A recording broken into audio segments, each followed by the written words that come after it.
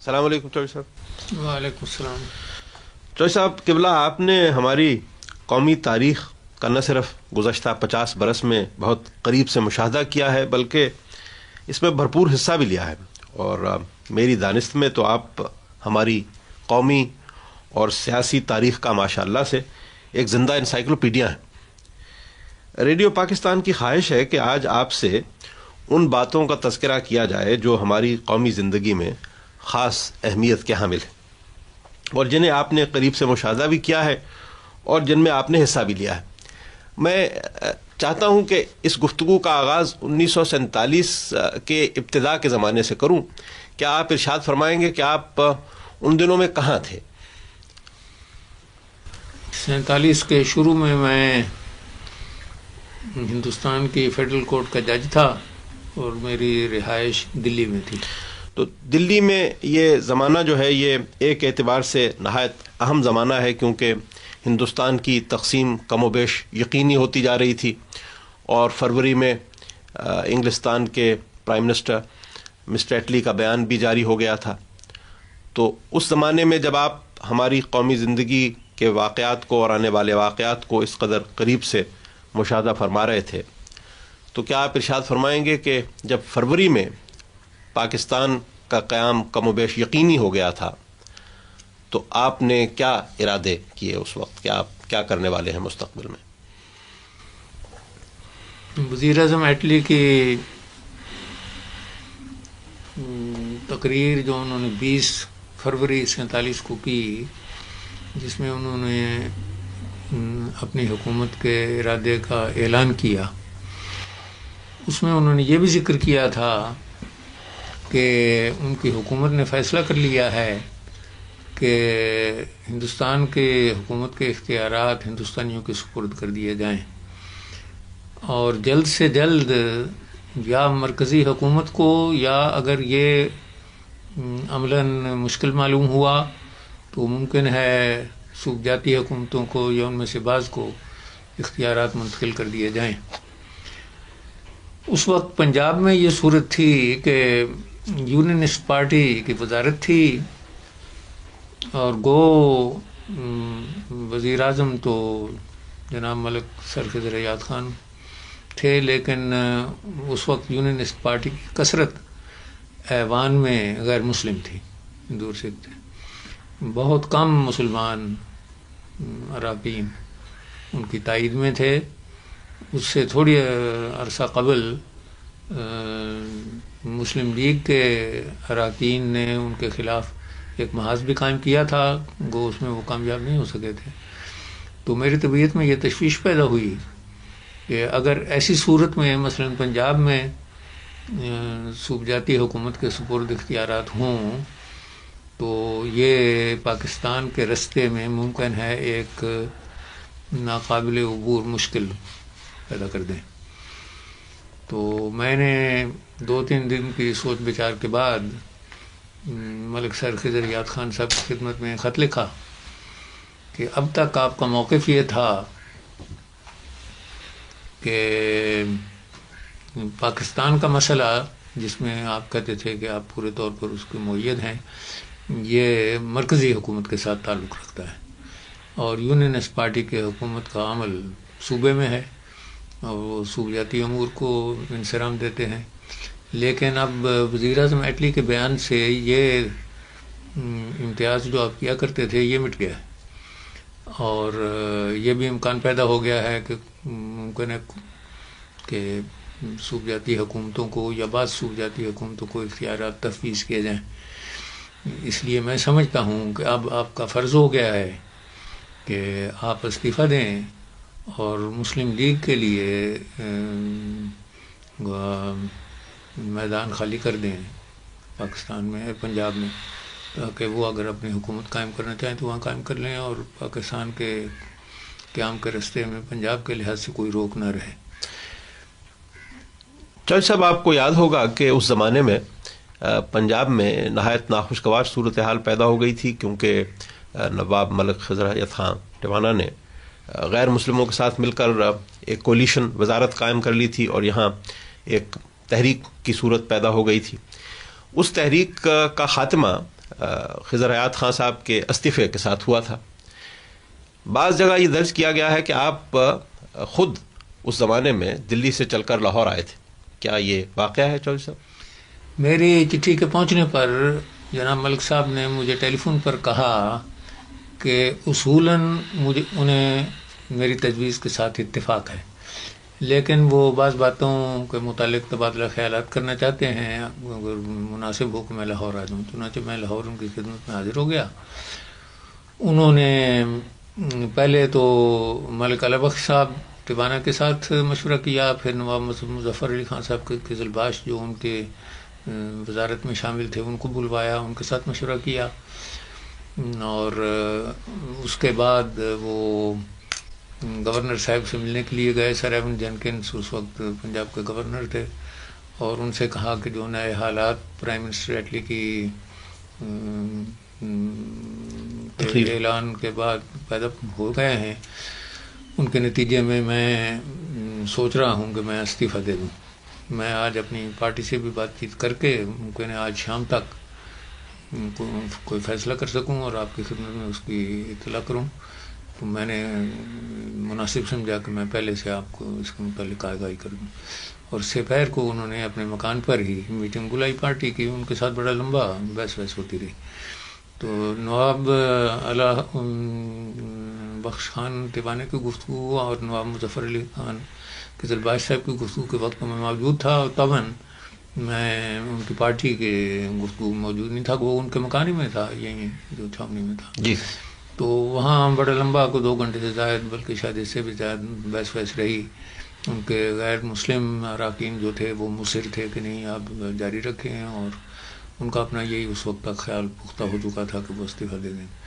چنانچہ شام تک انہوں نے فیصلہ کر لیا اور جا کر گورنر صاحب کی خدمت میں عرض کر دیا کہ میں اپنا استعفیٰ پیش کرتا ہوں، اور میں آپ کو مشورہ دیتا ہوں کہ آپ نواب سعد ممدوٹ کو جو مسلم لیگ کے سربراہ تھے آپ ان کو بلائیں اور ان کو دعوت دیں کہ وہ نئی حکومت کی تشکیل کریں.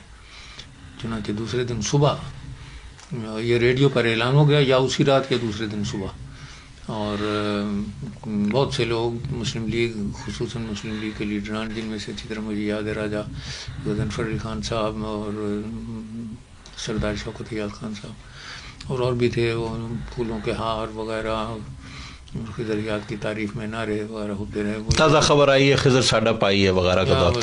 وہ فیصلہ ہو گیا تو میں پھر دلی واپس چلا گیا. چاہے صاحب کوئی اس کی وجہ شاید آپ کو معلوم ہو کہ نواب خضر حیات خان نے اس کے بعد پھر سیاست کی طرف پلٹ کر نہیں دیکھا، کہ اس میں آپ کا تو مشورہ شامل نہیں تھا. میرا مشورہ تو شامل نہیں تھا، لیکن مجھے یہ معلوم تھا کہ ان کو، انہوں نے مجھ سے بھی ذکر کر دیا تھا کہ مجھے کوئی سیاسی لیڈری کی خواہش نہیں، مجھے اس میں سے کچھ حاصل نہیں. جب تک میں اپنے ذہن میں سمجھتا تھا میں کوئی خدمت کر سکتا ہوں کرتا رہا ہوں. چنانچہ فوراً ان پر زور دیا گیا کہ اب آپ مسلم لیگ میں شامل ہو جائیں.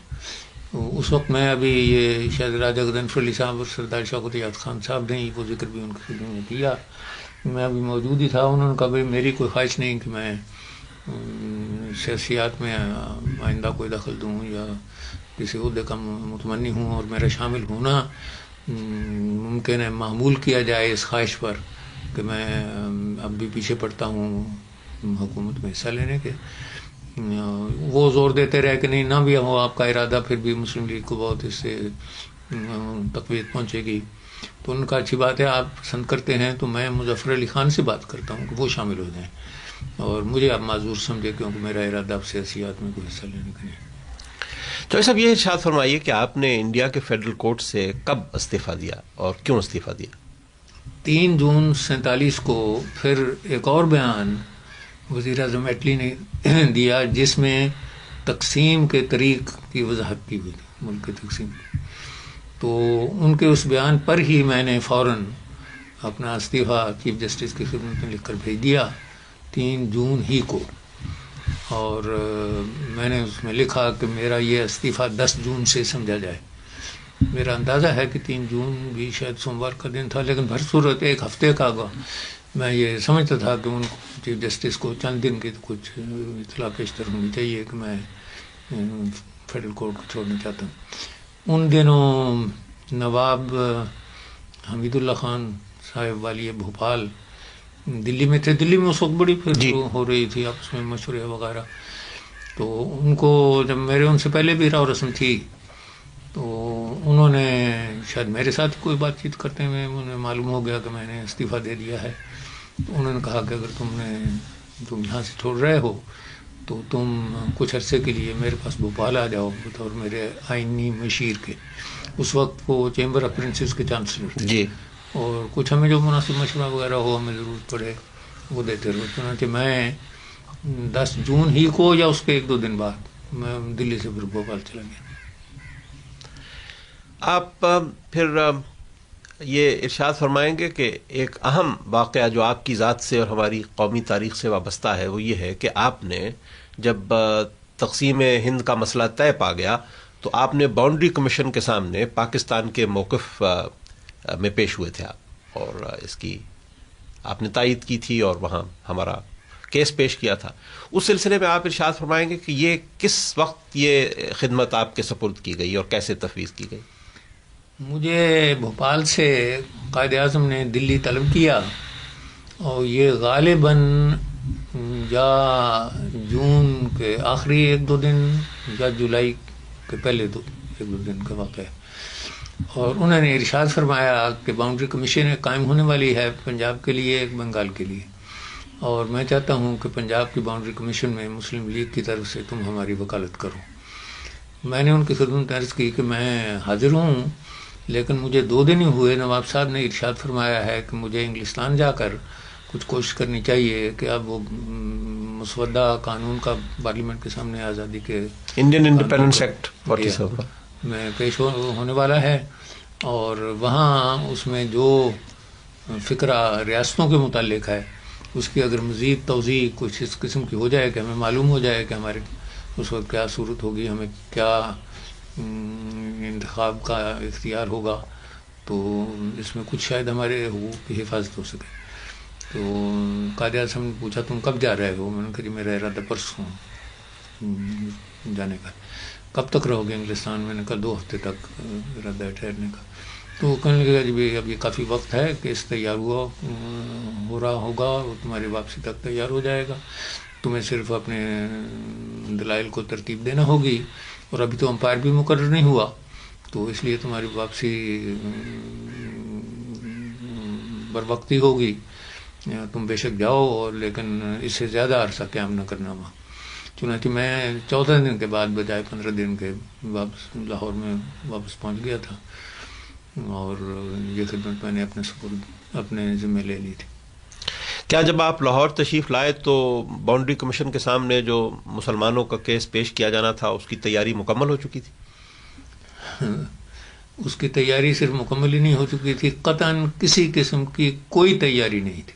یعنی شروع بھی نہیں ہوئی تھی؟ شروع بھی نہیں ہوئی تھی، اور میرے لیے یہ امر نہایت پریشانی کا موجب ہوا. تو پھر مطلب یہ ہے کہ جب آپ کو بلا لیا گیا اور قائد اعظم نے آپ کو طلب کیا کہ آپ یہ کیس پیش کریں تو آپ تشریف لائے لاہور، تو کیا یعنی آپ ارشاد فرمائیں گے کہ ہماری اس وقت صورتحال کیا تھی؟ ہم کس حد تک اس کی تیاری میں مگن تھے، مصروف تھے؟ کون لوگ آپ کے شریک کار تھے؟ کیا مسودات تیار ہو چکے تھے؟ آخر یہ ہماری زندگی موت کا سوال تھا اس وقت کہ کہاں تقسیم کا خط کھنچتا ہے. سوموار کے دن شام کو پہنچا تھا. اسٹیشن پر بڑا ہجوم تھا، میرے سارے ذاتی دوست بھی موجود تھے اور باقی لیڈر بھی تھے، نواب صاحب بھی تھے، نواب ممدوٹ اور فیروز خان صاحب مرحوم بھی تھے. تو مجھے پہلے تو نواب صاحب نے یہ دعوت دی کہ میں ان کے ہاں ٹھہروں. وہ میں نے عرض کر دیا کہ میں سید مراتب علی شاہ صاحب کا انتظام کر چکا ہوں، پہلے ان کے ہاں ٹھہروں. تو انہوں نے بتایا کہ ریڈ کلف صاحب 1 دن پیشتر یا اس دن لاہور تشریف لے آئے تھے، اور انہوں نے دوسرے دن یعنی منگل کے دن 11 بجے سب فریقوں کے وکیلوں کو طلب کیا تھا کہ ان کے ساتھ ضابطے کے متعلق بات چیت کریں، اور 2:30 بجے نواب صاحب نے اپنے مکان پر وکلاء کو بلایا ہوا تھا، جس سے میں نے یہی اندازہ کیا ان وکلاء کو جو تیاری میں مصروف ہیں اور جو دن سے پھر مجھے ملنا ہوگا، مل کر ان کے ساتھ شامل ہو کر کیس کی تیاری کرنی ہوگی، کیس کو پیش کرنا ہوگا. تو خیر وہ سارے میں نے ان کو نوٹ کر لیا، اور دوسرے دن 11 بجے ہم پیش ہو گئے. سر سیرل ریڈ کلف نے ضابطہ جو کچھ انہوں نے فیصلہ کیا تھا اور ممبران کمیشن کے ساتھ وہ ہمیں بتا دیا، جس کا خلاصہ یہ تھا کہ سب فریق اپنے تحریری بیان جمعے کے دن 12 بجے دوپہر تک داخل کر دیں، اور پھر دوسرے سوموار کو، یعنی یہ منگل کا دن تھا، اس کے بعد جو سوموار آنے کا تھا اس دن زبانی بحث کے لیے تیار ہو جائیں۔ اور ساتھ انہوں نے یہ بھی کہہ دیا کہ میں تو باؤنڈری کمیشن کے ساتھ بیٹھوں گا نہیں، کیونکہ اگر باؤنڈری کمیشن متفقہ رپورٹ کرے یا اکثریت ان کی اگر رپورٹ پر اتفاق کر لیں تو پھر میرا تو کام ختم ہو جائے گا، لیکن ساری کارروائی مجھ تک پہنچتی رہے گی، میں اس کو اچھی طرح سے مطالعہ کر لوں گا۔ یہ کہہ کر وکلاء وغیرہ کو تو انہوں نے جو کسی نے کوئی بات پوچھی ہوگی وضاحت کی، اس کی وضاحت کر کے رخصت کر دیا۔ تو 2:30 بجے میں محمد ولی حاضر ہو گیا۔ اب ڈیوس روڈ پر جو مکان تھا سر مراتب علی صاحب کا، وہاں میں ٹھہرا ہوا تھا محمد ولی قریب اس کے سامنے، تو وہاں کم سے کم کوئی 40-50 وکلاء تشریف رکھتے تھے۔ ان کے ساتھ خیر میں نے مصافحہ کیا، میں بیٹھ گیا، اور میں بیٹھ کے ان سے پوچھا، ان میں اکثر کو تو میں پہلے جانتا تھا، میرے رفقا تھے یہیں جب میں پریکٹس کیا کرتا، تو میں نے پوچھا کہ آپ میں سے کون کون صاحب اس کیس میں تیاری کر رہے ہیں اور میرے ساتھ کام کریں گے؟ اس پر خلیفہ شجاع الدین صاحب مرحوم نے فرمایا کون سا کیس؟ میں نے کہا جی یہ کیس باؤنڈری کیس، تو کچھ ہمیں کوئی کیس کا علم نہیں، ہمیں تو یہ بتایا گیا ہے کہ تم آ رہے ہو، تم اس بحث کرو گے، تمہارے ملنے کے لیے ہم حاضر ہو گئے۔ تو جس پر مجھے بہت پریشانی ہوئی، تو میں نے فوراً نواب صاحب سے رخصت چاہی، اور اس وقت کہ میرا جذبات کا اندازہ تو کرنا مشکل ہے کہ اتنی اہم بات، اور میں بالکل خالی، یعنی مجھے کسی قسم کا کوئی مواد یا مسئلہ میرے پاس نہ تھا، نہ مجھے مہیا کیا گیا۔ لیکن جب میں گیا ہی واپس مکان پر، تو سامنے کوٹھی کے باغیچے میں یہ خواجہ عبدالرحیم صاحب مرحوم کا دفتر تھا، یہ اس وقت ریفیوجیز کے معاملے میں یہاں تشریف رکھتے تھے، انچارج تھے، وہ تشریف لے آئے، اور ان کے پاس ایک پلندہ کاغذات کا تھا، وہ انہوں نے مجھے دیا۔ ان کا چودھری صاحب میں نے اپنے طور پر کچھ ہی اعداد شمار وغیرہ آبادی کے تیار وغیرہ کیے ہوئے ہیں، شاید اس سے آپ کو کچھ مدد مل جائے۔ انہوں نے تو کہا شاید مدد مل جائے، اور میں نے اپنے دل میں اللہ تعالیٰ کا بڑا شکر ادا کیا کہ کچھ تو مجھے معلوم ہونا ہوگا، شروع ہوگا کہ صورت کیا ہے، کیا کرنا ہے کیا نہیں کرنا۔ اور 4 وکلاء باہر سے یا 5 تشریف لے آئے ہوئے تھے، انہوں نے کہا ہم تمہارے ساتھ جو خدمت تم ہمارے سپرد کر دو، ہم تیار ہیں کرنے کے لیے۔ ان میں ایک تو تھے چودھری علی اکبر جو ہوشیارپور میں تھے پہلے، اور پھر گرداسپور میں انہوں نے منتقل ہو گئے تھے تقسیم سے پہلے، اور ایک صاحبزادہ نصرت علی منگمری سے، ایک سید محمد شاہ صاحب پاک پٹن سے، اور ایک شیخ نثار احمد صاحب منگمری سے۔ یہ کوئی آپ کی ٹیم بن گئی پھر آپ کے ساتھ؟ لیکن ان کو وہ بھی ویسے ہی خالی تھے جیسے میں خالی تھا، لیکن بر صورت کچھ مجھے اطمینان ہو گیا کہ کچھ مشورہ کرنے کے لیے، آپس میں خیالات کا تبادلہ، کچھ دیکھنا، کوئی ٹیسٹ کرنا کس آرگومنٹ کو کیا چلے گی آگے کہ نہیں، کچھ نہ کچھ ہو جائے گا۔ چنانچہ میں نے وہاں سے نکلتے نواب صاحب کی خدمت میں عرض کی تھی کہ میں اب جو کچھ مجھ سے بن آئے گا میں سوچوں گا، کچھ تیاری کروں گا۔ تو 2 دن باقی ہیں ہمارے پاس، بدھ اور جمعرات، کیونکہ جمعے کو داخل کرنا ہے تحریری بیان۔ تو آپ یہ انتظام فرما دیں کہ صبح 2 اسٹینوگرافر 8 بجے آ جائیں، تاکہ میں ایک کو لکھاؤں اور وہ جا کے اپنا ٹائپ کرے تو میں دوسرے کو لکھانا شروع کروں۔ ان کا 8 بجے نہیں 7 بجے پہنچ جائیں گے۔ میں نے کہا الحمدللہ میں 7 بجے تیار ہوں گا۔ میں 7 بجے تیار ہو گیا، 7:15 7:30 پونے 8 8 8:15 8:30 کوئی اسٹینوگرافر نہیں۔ تو پھر میں نے ٹیلی فون کیا خواجہ عبدالرحیم کو، وہ آئے، کیا بات ہے؟ میں نے کہا یہ صورت ہے اور مجھے اسٹینوگرافر چاہیے، ان کو میں بھیج دیتا ہوں اپنے 2، انہوں نے 2 بھیج دیے۔ ان صورتوں میں، اس صورت میں پھر تیاری، یہ ہماری ایک طرح سے بے سر و سامانی اور تیاری کے نہ ہونے کا واقعہ ہے۔ لیکن دوسری طرف صورتحال یہ چوئی صاحب کہ پچھلے دنوں مجھے معلوم ہوا ہے کہ ہمارے جو چیف جسٹس تھے پاکستان کے منیر صاحب، ان کا ایک انٹرویو ریڈیو پاکستان نے ریکارڈ کیا ہے، جو ہمارے دوست جسٹس نسیم حسن شاہ صاحب نے ان سے کیا۔ اس میں انہوں نے آپ کی وکالت کی بہت تعریف کی ہے اور کہا ہے کہ یہ باؤنڈری کمیشن کے سامنے آپ نے نہایت کامیابی اور نہایت محنت سے اور بہت کمال سے یہ کیس ہمارا پیش کیا. تو کیا یعنی آپ وجہ بتا سکیں گے کہ ان حالات میں کیسے یہ کام آپ سے سرزد ہوا؟ اللہ تعالیٰ کا فضل ہی ہوتا ہے، میں تو کوئی وجہ نہیں بتا سکتا. تو پھر کیا یعنی ایک دو دن میں کچھ مواد مہیا ہو گیا؟ کچھ یہ مواد جو مل گیا اس کی بنا پر پھر میں نے سوچنا شروع کیا کہ بنیادی بات جو کمیشن کے ٹرمز آف ریفرنس میں تھی وہ تھی یہ طے کرنا کنٹیگوس میجارٹی ایریاز. تو یہ ایک اصطلاحی امر تھا، کنٹیگوس میجارٹی ایریاز، کس چیز کو اس کی وہ معیار کیا قائم کریں گے، کیونکہ اس معیار پر منحصر تھا کہ اس کا نتیجہ کیا ہو.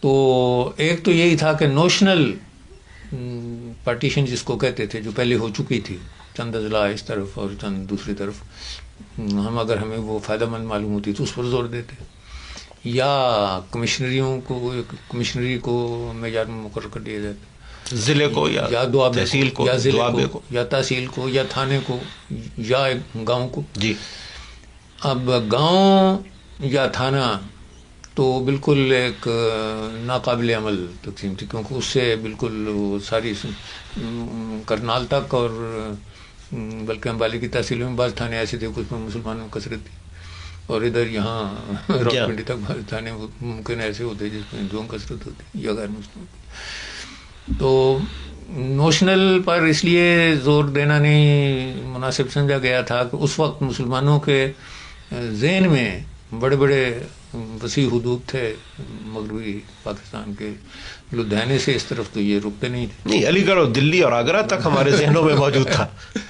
تو میں نے پھر جب اعداد شمار دیکھے تو مجھے یہ معلوم ہوا اس سے کہ تحصیل کو اگر معیار قائم کیا جائے تو اس سے جب مثلا جو موجودہ پاکر میں تقسیم ہوئی اس کے مقابلے میں فیروز پور، زیرہ، جلندھر، نکودر یہ تحصیلیں ہمیں حاصل ہوتی ہیں، اور گرداسپور، بٹالہ، امرتسر میں سے اجنالہ، گرداسپور، بٹالہ اور اجنالہ نہیں، ایک اور تحصیل بھی گرداسپور کی تھی جو پٹھان میں ہماری کثرت نہیں تھی جی اس کے مطابق، لیکن شکر گڑھ تو بہرحال تھا ہی. ہاں شکر گڑھ. ہوشیار پور کی ایک تحصیل میں یہ صورت تھی کہ وہاں نہ مسلمانوں کی کثرت تھی نہ ہندوؤں اور سکھوں کی ملا کر کثرت تھی، عیسائی جدھر جاتے وہاں کثرت ہو جاتی، اور عیسائیوں نے ایک محضر نامہ پیش کیا تھا امپائر کے سامنے کہ ہم مسلمانوں کے ساتھ رہنا چاہتے ہیں. تو وہ تحصیل بھی ہمارے پاکستان میں آتی. چنانچہ اس کے بعد نواب ممدوٹ صاحب کے ساتھ تو مشورہ کرنا فضول تھا، کیونکہ ان بیچاروں کو وہ تو بالکل معصوم تھے، ان باتوں میں کچھ جانتے نہیں. آپ کو انسٹرکشنز کون دے رہا تھا مسلم لیگ کی طرف؟ میں عرض کرتا ہوں نا، تو میں نے دولتانہ صاحب اور سردار شوکت حیات کو بلایا کہ آپ آئیں، میں آپ سے مشورہ چاہتا ہوں. اس پر معلوم ہوا کہ سردار شوکت حیات تو بیمار ہیں، وہ ملیریا تھا جو تب تھا ان کو. دولتانہ صاحب آئے، ان سے میں نے یہ ذکر کیا کہ یہ صورت ہے. تو میں نے تو مسلم لیگ کا کیس پیش کرنا ہے، مجھے تو بتایا گیا تھا یہاں اپنی تیاری وغیرہ کی ہوگی، خیر اب اس کی شکوے کی تو کا وقت نہیں. تو آپ کی ہدایت کے مطابق میں نے یہ بتانا ہے، آپ بتائیں کہ پھر کیا کیا جائے. آپ سے بہتر کون سوچ سکتا ہے؟ انکل ہی مجھے کہا کرتے اب بھی کہتے ہیں. میں نے کہا یہ سوال نہیں کہ مجھ سے بہتر کوئی سوچ سکتا ہے، مجھ سے میری انسٹرکشنز کیا ہیں. تو ان کا بس ٹھیک ہے تو تم کہتے ہو. چنانچہ اس کے مطابق میں نے تیاری شروع کر دی، اور ساتھ ساتھ میں اپنے جو میرے 4 تھے ساتھی 3 کے ساتھ مشورہ کرتا رہا. اکبر علی صاحب جہاں کہیں اعداد شمار کی آبادی کا سوال ہوتا تو دفتر میں جا کر ان کا معائنہ وغیرہ کر کے موازنہ کر کے تو لے آیا کرتے تھے. تو ان کے ساتھ بھی گفتگو وغیرہ ہوتی رہی. چنانچہ وہ تیار جب میں نے کر لیا تو پھر جمعرات کی شام کو میں نے پھر بلایا دولتانہ صاحب کو. شوکت صاحب کو بھی ٹیلی فون کیا، وہ ابھی صاحب فراش تھے. تو وہ آئے تو انہوں نے، میں نے کہا اب یہ تیار ہو گیا، یہ دیکھ لو تاکہ کل صبح اس کو صاف ٹائپ کرا کے داخل کریں. نہیں یہ ٹھیک بار ہو، یہ اور کیا ہو سکے گا، بہتر ہے آپ نے جو دیکھ لیا. میں نے کہا یہ نہیں، پھر بھی آپ کا یہ this is my brief, you got to study it. تو خیر انہوں نے پڑھ کے بہت تعریفی الفاظ وغیرہ کا وہ دے گئے. دوسرے دن ہم نے صاف کیا، پھر شیخ نثار احمد صاحب جا کر اس کو 12 بجے دفتر میں داخل کرا. چوہدری صاحب یہ ارشاد فرمائیے، میں پیشتر اس کے سوال پوچھوں، خود ایک پاکستانی کے طور پہ عرض کرنا چاہتا ہوں کہ میں نے پلٹ کر جتنا اپنی قومی تاریخ کا مطالعہ کیا ہے اور مختور بھر جتنی کتابیں انگلستان میں اور یہاں چھپی ہیں اس مسئلے پر، میری ناچیز رائے میں یہ جو خط تقسیم کھینچا گیا یہ کسی ایمانداری کی روح سے نہیں کھینچا گیا. مجھے معلوم ہوتا ہے کہ پاکستان کے ساتھ زیادتی کی گئی. آپ کی اس بارے میں کیا رائے؟ آپ تو خود اس کے مشاہدے کرنے والوں میں سے ہیں. آپ کا کیا خیال ہے کہ یہ خط تقسیم کسی ایمانداری کی روح سے کھینچا گیا یا کسی سیاسی خیال سے کھینچا گیا؟ یہ بھی ایک لمبا قصہ ہے. میں جب قائد اعظم صاحب کی خدمت میں حاضر ہوا تھا دلی، جب انہوں نے فرمایا کہ تم تیاری کرو اور تم نے بحث کرنی ہوگی، اس وقت انہوں نے ذکر کیا کہ ابھی امپائر کا انتخاب بھی نہیں ہوا. تو میں نے ان کی خدمت میں عرض کی تھی کہ آپ اس بات پر مصر ہوں کہ امپائر لارڈز آف اپیل میں سے کوئی آئے، کیونکہ یہ تو ہر ایک انسان کے متعلق امکان ہوتا ہے وہ غلطی کرے، اس کی پوری سمجھ میں کوئی بات نہ آئے، وہ بات ہمیں مفید نہ ہو یا مضر ہو جو وہ کرے. لیکن ان کے متعلق یہ اطمینان ہوگا کہ وہ کسی کے اثر کے ماتحت بات نہیں کرے گا. ان لوگوں کی تربیت ایسی ہو جاتی ہوتی ہے، وہ اپنے عہدے کے لحاظ سے ایسا ان کا اچھی بات. چنانچہ چودھری محمد علی صاحب کی کتاب سے معلوم ہوتا ہے کہ انہوں نے یہ کوشش کی، بلکہ انہوں نے تو یہ کہا تھا کہ کمیشن ہی 3 لارڈز آف اپیل کمیشن بن گئے. لیکن ماؤنٹ بیٹن معلوم ہوتا ہے فیصلہ کر چکے تھے ریڈ کلف کے متعلق، اور انہوں نے یہ کہہ کے کہ وہ بوڑھے لوگ ہیں اور یہاں بڑی گرمی ہے، ایسے جانتے ہیں گرمی کے موسم میں ان کے لیے آنا بڑی مشکل بات ہوگی اور پھر اس میں تاخیر ہو جائے گی، یہ ہوگا. چنانچہ جنہیں اس کو مان گئے. ریڈ کلف صاحب اس وقت ایک ممبر آف پارلیمنٹ تھے اور پریکٹس میں لائر تھے، پیشہ تھا ان کا. وہ تشریف لے آئے. ایک جگہ لارڈ ماؤنٹ بیٹن کا بیان یہ بھی چھپا ہوا ہے، وہ جو دی گریٹ ڈیوائڈ میں ہے شاید غالباً، کہ انہوں نے کہا کہ میرے پاس نہ ٹھہریں تاکہ ایسا شک نہ ہو گزرے کہ میں ان پر کوئی ایسا ڈالتا. لیکن وائس ریگل اسٹیٹ میں ان کے لیے مکان کا انتظام کیا اور عملے والے سارے ایک دوسرے کے ساتھ روز ملتے بھی کرتے بھی تھے. یعنی یہ ممکن ہے کہ لارڈ ماؤنٹ بیٹن نے خود اپنے منہ سے انہیں کچھ نہ کہا ہو، لیکن یہ یقینی بات ہے کہ جو سٹاف ان کے ساتھ تھا اور خود لارڈ ماؤنٹ بیٹن کا بھی ساتھ، یہ گلے ملے تھے سارا وقت. چنانچہ ایک بات کے متعلق تو وہ اب تو واضح ہو گئی ہے. میری ایک چھوٹی سی کتاب پیچھے چھپی ہے، ایگونی آف پاکستان، جی، اس میں نے بڑی وضاحت سے اس کو لکھ بھی دیا کہ جس دن ہمیں بلایا ریڈ کلف نے، جیسے میں نے عرض کیا منگل کے دن ہمیں ضابطہ وغیرہ سمجھانے کے لیے، اس سے دوسرے دن بدوار کو سپیر کے قریب غالباً شیخ دین محمد صاحب مرحوم تشریف لائے اور انہوں نے کہا کہ بھائی تم نے تو بحث کرنی ہے، جو کچھ تم سے بن پڑے گا تم کہو گے، ذمہ داری تو اصل ہم پر ہوگی کہ ہم کیا کرتے ہیں کمیشن میں، اور میں تمہیں یہ بتانے کے لیے آیا ہوں کہ باؤنڈری تو پہلے مقرر ہو چکی، اب جو تم کر لو تم چاہو کر لو، اور جو ہم سے ہو سکے ہم کریں گے، لیکن وہ کچھ نہیں سکتا، یہ امر طے شدہ ہے. میں نے کہا کیسے معلوم ہوا؟ اس کا ذکر ممکن ہے منیر صاحب نے کیا ہو جی، کہ کہیں گے جب تم چلے آئے تو کل ریڈ کلف نے کہا کہ وہ انہوں نے حکومت سے ایک چھوٹے ہوائی جہاز کا انتظام کیا ہے، وہ ایریل سروے کے لیے کل صبح جانا چاہتے ہیں. تو شیخ صاحب نے فرمایا کہ میں نے ان سے کہا کہ تمہارا کام تو امپائر کا ہے اور جو مواد ہمارے سامنے پیش ہو اس کی بنا پر تم نے آگے فیصلہ کرنا ہے. تو یہ ایریل سروے جو تم کرنے جاؤ گے، اس سے جو تمہاری طبیعت پر تاثر وغیرہ ہوگا اس کا ہمیں کیسے پتہ چلے گا کہ تم کے. تو ان کا اچھی بات ہے، چھوٹا جہاز ہے، 5 آدمی زیادہ زیادہ اس میں جا سکتے ہیں، ایک تو ہوگا پائلٹ، تو 2 آپ میں سے آ جائیں، دونوں فریقوں میں سے ایک ہے. چنانچہ شیخ دینو نے کہا ہماری طرف سے منیر جائیں گے، اور انہوں نے کہا کہ ہماری طرف سے تیجا سنگھ جائیں گے. چنانچہ جہاں تک مجھے یاد ہے جو شیخ صاحب نے مجھے بتایا وہ یہ ہے کہ وہ یہ والٹن ایئرپورٹ پر جمع ہوئے.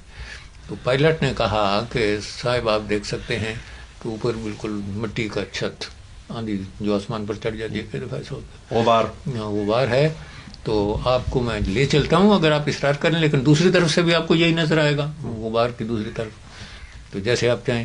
تو اس پر ریڈ کلف نے وہ ایریل سروے تو منسوخ کر دیا. تو انہوں نے چلتے وقت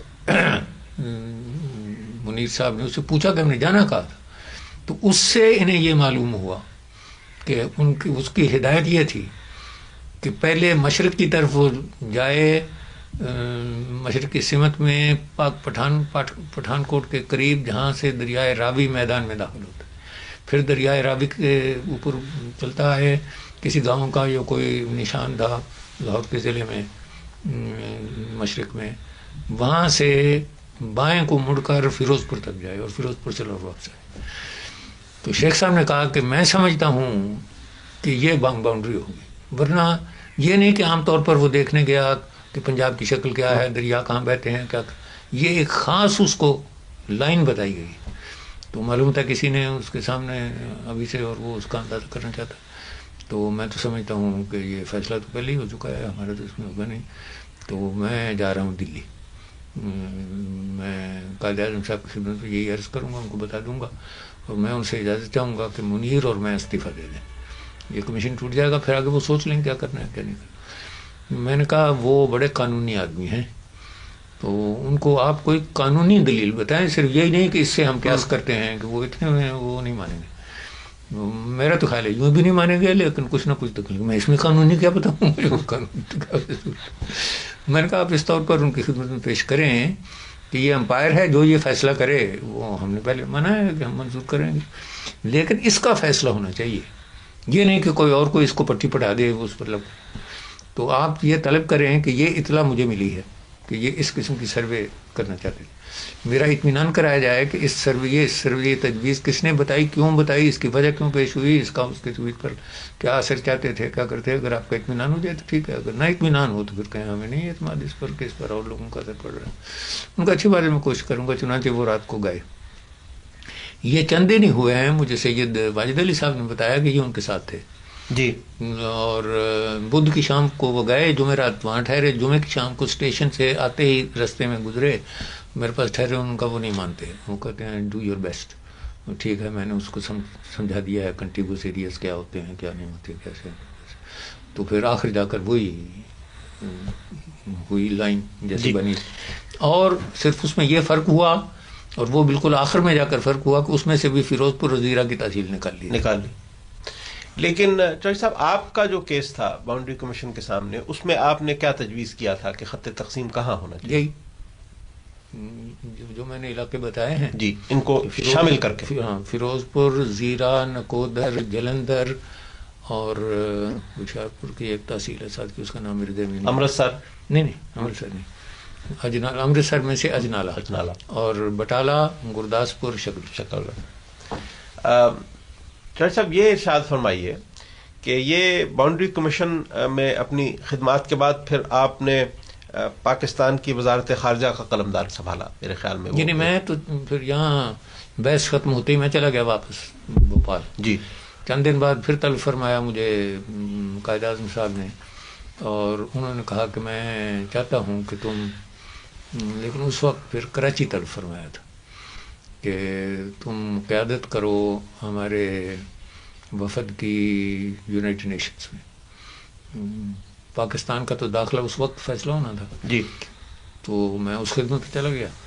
وہاں سے واپسی پر جب میں واپس پہنچا تو پھر میں کراچی کی خدمت پہ حاضر ہوا، میں نے بتایا کہ وہ جو اپنی خدمت ثبوت فرمائی تھی وہ کر رہے ہیں، کچھ مختصر بتایا بھی ہوگا کیا ہوا کیا نہیں ہوا۔ تو پوچھا کہ اب تمہارا کیا پروگرام ہے، میں نے کہا میں واپس جا رہا ہوں بھوپال، لاہور سے ہو کر جاؤ گے، میں نے کہا جی ہاں۔ تو لیاقت علی خان لاہور ہیں، ان سے ملنا، میں نے کہا جی بہت اچھا، and when are you going to get rid of your entanglements? Don't you know I need you here? جی، تو میں نے کہا اچھا جیسے آپ حکم فرمائیں، ان کا اچھی بات، اس سے بات کر۔ تو میں لاہور آیا، میں لیاقت علی خان صاحب سے ملا، تو انہوں نے کہا کہ کوئی بات کی تھی قائد اعظم نے تمہارے ساتھ؟ میں نے عرض کر دیا کہ یہ انہوں نے فرمایا تھا، میں پھر حاضر ہو گیا۔ تو انہوں نے کہا کہ ایک تو ہمیں یہاں چیف جسٹس کی ضرورت ہے کہ، اور جلدی اس کا بھی تقرر ہونا چاہیے تاکہ وہ اپنے رفقا کا انتخاب کرے، پھر قواعد وغیرہ جو چاہیے سپریم کورٹ کے لیے وہ تیار ہوں، تو تم چاہو تو وہ لے لو۔ اور پھر دولتانہ صاحب نے قائد اعظم صاحب کی خدمت میں گزارش کی ہے کہ یہ ریفیوجیز وغیرہ کا جھگڑا اور بھی بہت سے جو نئے سوالات پیدا ہو رہے تھے، یہ ہمارے بس کی بات تو نہیں. یہاں کے لوگ جو ہیں، ہماری مشکل تو یہ ہے کہ وہ ہماری بات نہیں مانتے. تو ہمیں یہاں کوئی ڈنڈے باز وزیر چاہیے. ماشاءاللہ. تو تمہارا نام بھی ہے کہ تمہیں بھیج دیں، تو چاہو تو یہاں آ جاؤ.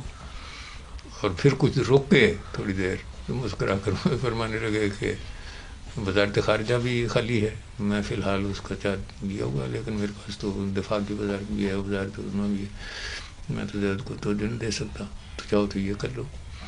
تو آپ سوچ لو کتنی دیر ٹھہرنا ہے. میں نے کہا میں کل چلا جاؤں گا بھوپال. کہ اچھا کل جانے سے پہلے مجھے بتا دینا کیا کرنا چاہتے ہوں. تو میں ان کا شکریہ ادا کر کے جانا چاہتا ہوں. جو اٹھا ہوگا تو کہیں گے ہاں ٹھہریے، قائد اعظم چاہتے ہیں کہ آپ فارن منسٹری کا ایک قلم دان لیں. میں نے کہا اگر وہ یہ چاہتے ہیں تو مجھے پھر آپ کیا کہتے ہیں کہ تم اختیار ہے تمہارا. کل کے بس وہ یہی کہتے ہیں. میں نے کہا اچھی بات ہے، لیکن پھر جلدی سے جلدی آپ پہنچ جائیں. میں نے کہا اچھا. تو میں نے بھوپال جا کر نواب صاحب خدمت عرض کیا. تو انہوں نے کہا کہ ہمارے ساتھ جو ہونے والا ہے اس کے تو آپ نقش و نگار ابھی سے نمایاں ہو رہے ہیں. تو لیکن اگر وہاں کچھ مسلمانوں کی خدمت ہو سکے تو میں تمہیں روکتا نہیں. چنانچہ انہوں نے مجھے بھجوانے کا انتظام بڑی خصوصی سے کر دیا. وہاں چلا گیا، وہاں جا کر میں نے چارج لے لیا. آپ کے اس زمانے میں چوہدری صاحب دو باتیں ہیں جن کا میں خصوصیت سے آپ سے تذکرہ کرنا چاہتا ہوں، جس میں میرے خیال میں آپ کی کنٹریبیوشن بہت اہمیت کی حامل ہے. ایک مسئلہ کشمیر ہے، دوسرا مسئلہ فلسطین ہے. کشمیر کا مسئلہ تو اب خیر ہماری قومی زندگی کا جزو بن گیا. میں آپ سے پوچھنا یہ چاہتا ہوں کہ یہ کشمیر کا مسئلہ جب UN میں گیا تو آپ کے خیال میں کس مقام پر آ کر کشمیر کا مسئلہ سٹیل میٹ کی صورت اختیار کر گیا؟ کشمیر کا مسئلہ شروع جنوری میں ہندوستان نے یونائٹڈ نیشنز کے سامنے پیش کر دیا تھا. کشمیر کے مسئلے پر بحث وسط جنوری میں شروع ہوئی. 6 فروری کو ایک ریزولوشن تیار کیا گیا جو دونوں فریقوں کو بھیج دیا گیا اور اس کو پھر کونسل کے سامنے پیش کر دیا گیا. اس میں پاکستان تو اس سے مطمئن تھا، کیونکہ اس میں تجویز یہ تھی کہ ہندوستان کا موقف یہ تھا کہ ہمارے ساتھ الحاق ہو چکا ہے کشمیر کا، ہم کشمیر کے دفاع کے ذمہ دار ہیں. یہ پاکستان نے اکسا کر ان کو قبائلیوں کو اور دوسرے لوگوں کو اندر بھیج دیا ہے. پاکستان کو ہدایت ہونی چاہیے کہ ان کو باہر نکالے اور ہم کشمیر کی آبادی کے آراء کے مطابق ان کا فیصلہ وہاں کا کر دیں گے جو وہ چاہیں. تو اس پر مطمئن نہیں تھی سیکورٹی کونسل. ہم نے اپنی طرف سے اس کے جواب میں جو کچھ لمبی بحث ہے جی اس میں ریکارڈ میں درج ہے.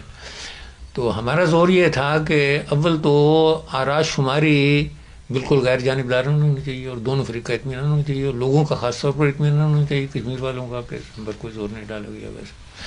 اور موجودہ جو حکومت ہے وہاں، اور شیخ عبداللہ وہاں ان کے ڈیلیگیشن میں تھے، بلکہ وہاں تقریر بھی کر چکے تھے جی. اس وقت برطانیہ کی طرف سے یہ ان کے وزیر کامن ویلتھ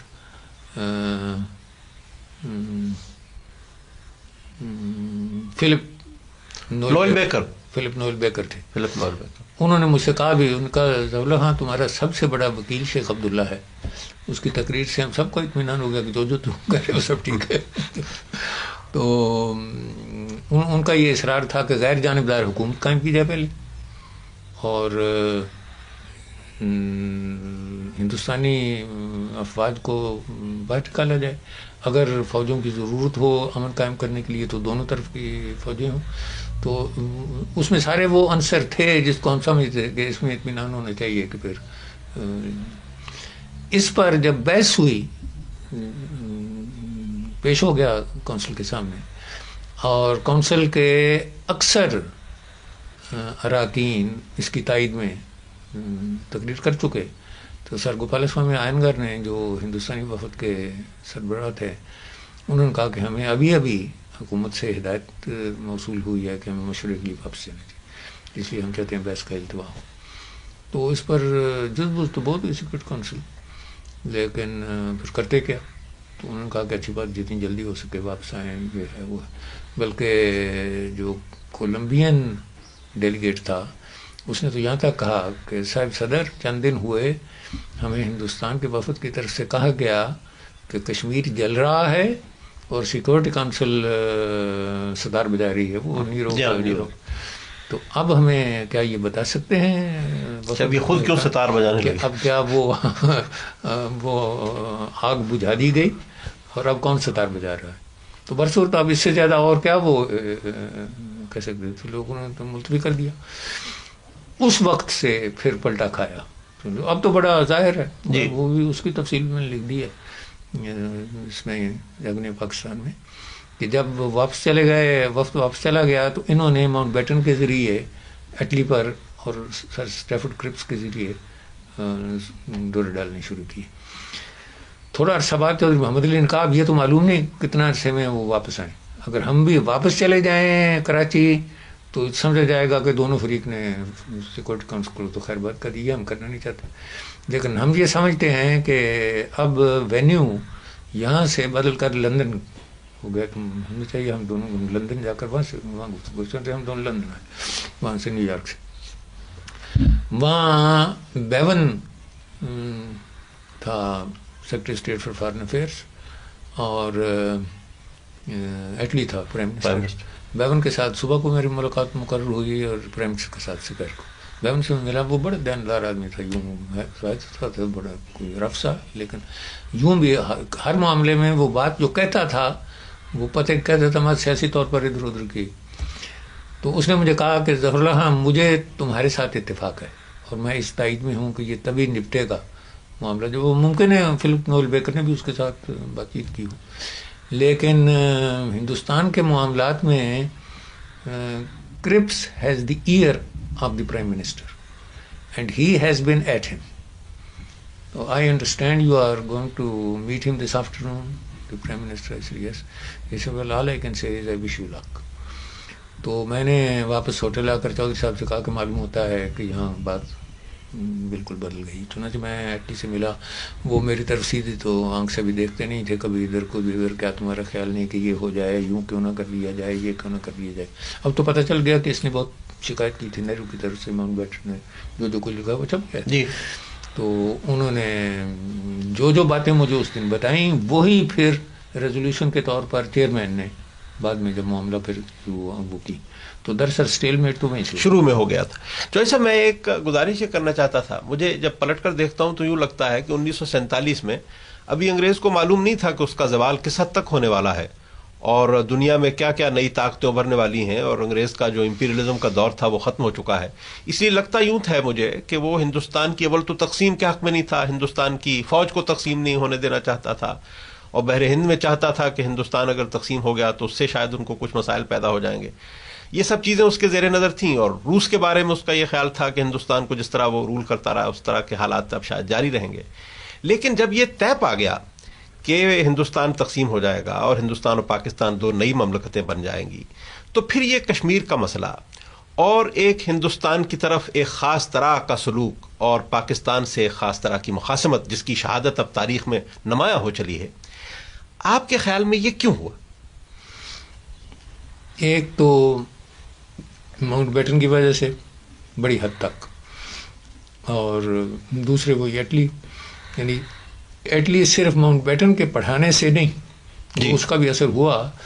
ایٹلی شروع سے تقسیم کے مخالف تھا ایک. دوسرے قائد اعظم کے ساتھ اس کی بنتی نہیں تھی.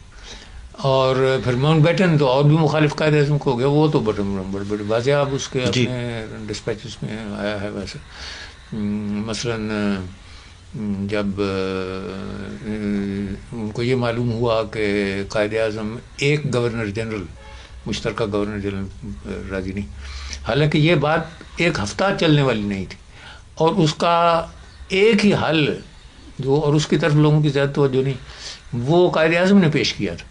انہوں نے کہا کہ گورنر جنرل تو ہندوستان کو ہندوستان فیصلہ کریں اور یہاں کا پاکستان کا بھی پاکستان فیصلہ کریں. لیکن آپ تقسیم کو کی کارروائی کی تکمیل کے لیے ملک معظم کے نمائندے کے طور پر خصوصی اختیارات جو آپ کو دیے جائیں وہ آپ کریں، اور وائسرائے کے طور پر آپ یہاں، یہ میری بڑی خواہش ہے، یہ نہیں کہ میں آپ کو اس پر نے کہا کہ میں جسٹس گورنمنٹ اس کو نہیں مانیں گی، یہ کوئی عملی طور پر چلنے والی بات نہیں، یہ نہیں وہ نہیں، لیکن اس دن سے اور بھی وہ پہلے ہی کچھ نہرو کے ساتھ اس کے پہلے دن سے یارانہ تھا، اور ان کے متعلق وہ کہتا تھا 2 گھنٹے کے 3 گھنٹے کی پہلی دفعہ ملاقات ہوئی تو انہوں نے کہا رات کو پھر بلایا ہوا تھا مس جناح کو اور جناح صاحب کو کھانے پر، تو انہوں نے کہا بھائی کھانا کل پر کر دو، میں ایک دن میں 2 بار نہیں قائد اعظم کی ملاقات کی۔ تو اس کے بعد بھی جب اس بات پر ان کا اختلاف ہوا تو اس کے متعلق انہوں نے لکھا ہے کہ میں نے بتیری کوشش کی، یہ سی وہ نہیں مانتے تھے، اور حتیٰ کہ میں اٹھ کر چلا آیا، اخلاق کے بالکل خلاف بات تھی۔ تو اس ساری بات سے یہ معلوم ہوتا ہے کہ he was very very allergic to the Quaid Azam. تو یہ 2 تھے دونوں، اور تیسرا اسٹیفرڈ کرپس تو پالیٹکس کے لحاظ سے جہاں تک ہندوستان کا تعلق تھا کانگریس میں۔ ایبسلیوٹلی۔ چوہدری صاحب، یہ ایک ضروری ہے اس مرحلے پر ایک اور سوال آپ سے کیا جائے۔ آپ کو یاد ہوگا کہ جب یونائٹڈ نیشنز کا کمیشن آیا پاکستان اور ہندوستان اور کشمیر کو دیکھنے کے لیے آیا، تو اس وقت ایک ایسا بیان پنڈت جواہر لال نہرو نے دیا تھا جس میں اس کی ایک طرح سے بلا واسطہ زد آپ پر پڑتی۔ کہا یہ گیا کہ پاکستان کے نمائندے نے یونائٹڈ نیشن میں جھوٹ بولا ہے کہ ہماری فوجیں کشمیر میں نہیں ہیں، اور میرے خیال میں لازم ہے کہ آپ اس کی وضاحت فرمائیں۔ جی، اس کی وضاحت بھی بڑی صاف ہے۔ جی، یہ بیان میرا فروری کا ہے، جی، اور فروری میں یہ بالکل صحیح بیان تھا کہ ہماری فوج براہ راست وہاں دخل نہیں دیتی۔ ہماری فوج جب وہاں معاملہ اٹک گیا سیکورٹی کونسل میں تو اس وقت اپریل کے آخر میں گئی، اور اپریل کے آخر کے بعد ہم نے کبھی دعویٰ نہیں کیا، بلکہ جب یہ کمیشن آیا آخر وہ بہت عرصہ وہاں بیٹھے رہے، جنیوا مطالعہ کرتے کاغذات وغیرہ، تو پہنچتے ہی پہلے دن جب انہوں نے رسمی طور پر مجھے ملنے کے لیے آئے تو میں نے اسی وقت نقشے بکشے لٹکوائے ہوئے تھے، چاہے سے ان کی توازو کی، اور میں نے انہیں کہا کہ سیکورٹی کونسل میں بحث بند ہونے کے بعد ایک نئی شکل پیدا ہوئی ہے جو یہ ہے کہ سر ڈگلس گریسی نے ایک اپنا سمری بھی بھیجی تھی سچویشن کی کہ وہاں سے چونکہ یہ ناکام آئے ہیں تو اب یہ تیاری کر رہے ہیں کہ فوجی فیصلہ کیا جائے اس جھگڑے کا، تو اگر ہم نے ان کے فوجوں کو روکنے کی صورت نہ کی تو ہماری نہر جو منگلہ سے نکلتی ہے وہ بھی یہ اور دوسرے علاقے خطرے میں پڑ جائیں۔ تو اس پر وزیر اعظم صاحب نے فیصلہ کیا کہ اچھی بات، send in out forces to maintain the line. تو یہ بات تو واضح ہے، یہ ٹھیک ہے کہ میرا بیان تھا کہ میری فوج نہیں، اور وہ کہتے یہی رہے نہرو صاحب کہ شروع مئی سے ہمارے پاس ثبوت تھا کہ ان کی فوج ہے، یقین تھی، بلکہ آخر اپریل سے تھی، لیکن میرا بیان فروری میں تھا۔ ایک بات جس کی میں چاہتا ہوں ذرا مزید وضاحت آپ فرمائیں، وہ یہ ہے کہ کشمیر کا مسئلہ ہندوستان لے کر یونائٹڈ نیشن میں گیا تھا، ہم تو نہیں لے کر گئے تھے، اور پھر ہندوستان ہی وہاں سے واپس لوٹ آیا جب اس نے دیکھا کہ ریزولوشن اس طرح جا رہا ہے۔ میں پوچھنا یہ چاہوں گا کہ آخر ہندوستان یونائٹڈ نیشن میں کشمیر کا مسئلہ کس امید پر لے کر گیا تھا؟ کیا ان کا خیال تھا کہ پاکستان کی کوئی نمائندگی نہیں کی جائے گی، یا کیا چاہتے تھے جو ان کو نہیں ملا؟ جیسے میں نے پہلے عرض کیا ہے، یہ چاہتے کہ ہمارا مہاراجا ہمارے ساتھ الحاق کر چکا ہے، اس لیے پاکستان کی دفاع ہمارے ذمہ ہے۔ اب انہوں نے اس ہماری پاکستان کی دفاع ہمارے ذمہ ہے نہیں، کشمیر کی دفاع تو پاکستان نے ہماری ذمہ داری میں دخل دیا ہے، قبائلیوں کو رستہ دیا اور چھوڑ دیا یا اکسایا اور بھجوا دیا، جو وہاں فساد کی صورت پیدا ہو گئی ہے۔ پاکستان کو کہا جائے کہ یہ اپنا بین الاقوامی ذمہ داری پوری کریں، ساتھ کے ملک میں دخل نہ دیں، قبائلیوں کو واپس لے جائیں یا ان کو ترغیب دیں کہ واپس چلے جائیں، اور باقی یہ جو سوال ہے کہ الحاق مستقل طور پر کس کے ساتھ ہو، یہ ہم وعدہ کر چکے ہیں کہ یہ کشمیر کے عوام کے مرضی کے مطابق ہوگا، ہم پلیبسٹ کریں گے۔ اور تو اگر اس پر یونائٹڈ نیشن مہر تصدیق لگا دیتی تو ہندوستان کو منظور تھا، اگر پانسا پلٹ جاتا تو وہ منظور نہیں تھا۔ انہوں نے پھر وہ شکایت کی. نہرو ماؤنٹ بیٹن نے اپنے ڈسپیچز میں لکھا ہے کہ نہرو نے کہا کہ سیکورٹی کونسل میں تو کوئی ہمارے ساتھ ہمدردی نہیں, اور یہ فلپ نوئل بیکر بھی کچھ امریکی نمائندے سے کچھ کم نہیں ہے. امریکی نمائندہ تو بہت وضاحت سے بولتا تھا, سینیٹر وارن آسٹن, یہ انصاف پر نہیں چل رہے, یہ تو پاور پالیٹکس ہے, یہ ہے وہ ہے. تو ماؤنٹ بیٹن نے اس میں لکھا ہے کہ میں نے تو نہرو کو سمجھایا ہے کہ پاور پالیٹکس نہیں, دوسری طرف کے کیس پر بھی کچھ توجہ کرنی چاہیے یہ, لیکن اس وقت مشورہ دیا کہ تم نوئل بیکر کو کہو کہ اتنے واضح الفاظ میں مخالفت نہ کرے, ایسا نہ کرے. نوئل بیکر نے بعد میں جب وہ وزیر نہیں رہے تھے مجھے پیرس میں سن 51 میں بتایا, اور اس کے بعد بھی اب بھی میری ملاقات ان سے ہوئی پچھلے سال, اس وقت بھی پھر بھی بتایا تھا. انہوں نے کہا کہ نہرو میں اپنی بات پر اڑا ہوا تھا کہ اس کا فیصلہ اسی طور پر ہو سکتا ہے کہ یہ سیف گارڈز ہوں تاکہ پلیبسیٹ آزادانہ ہو, سب کا اطمینان ہو آزادانہ ہوگا. لیکن ایٹلی ایسا میرے پیچھے اس سے پڑ گیا کہ پہلے تو مجھے ہٹا کر یہاں سے فیول اینڈ پاور کا, یعنی وہ تو نسبتاً مائنر منسٹری وہ کر دیا, اور پھر مجھے got rid of me from the cabinet all together. تو صاحب یہ جب لیاقت علی خان تشریف لے گئے تھے امریکہ, اس وقت وزارت خارجہ قلمدان آپ کے پاس تھا.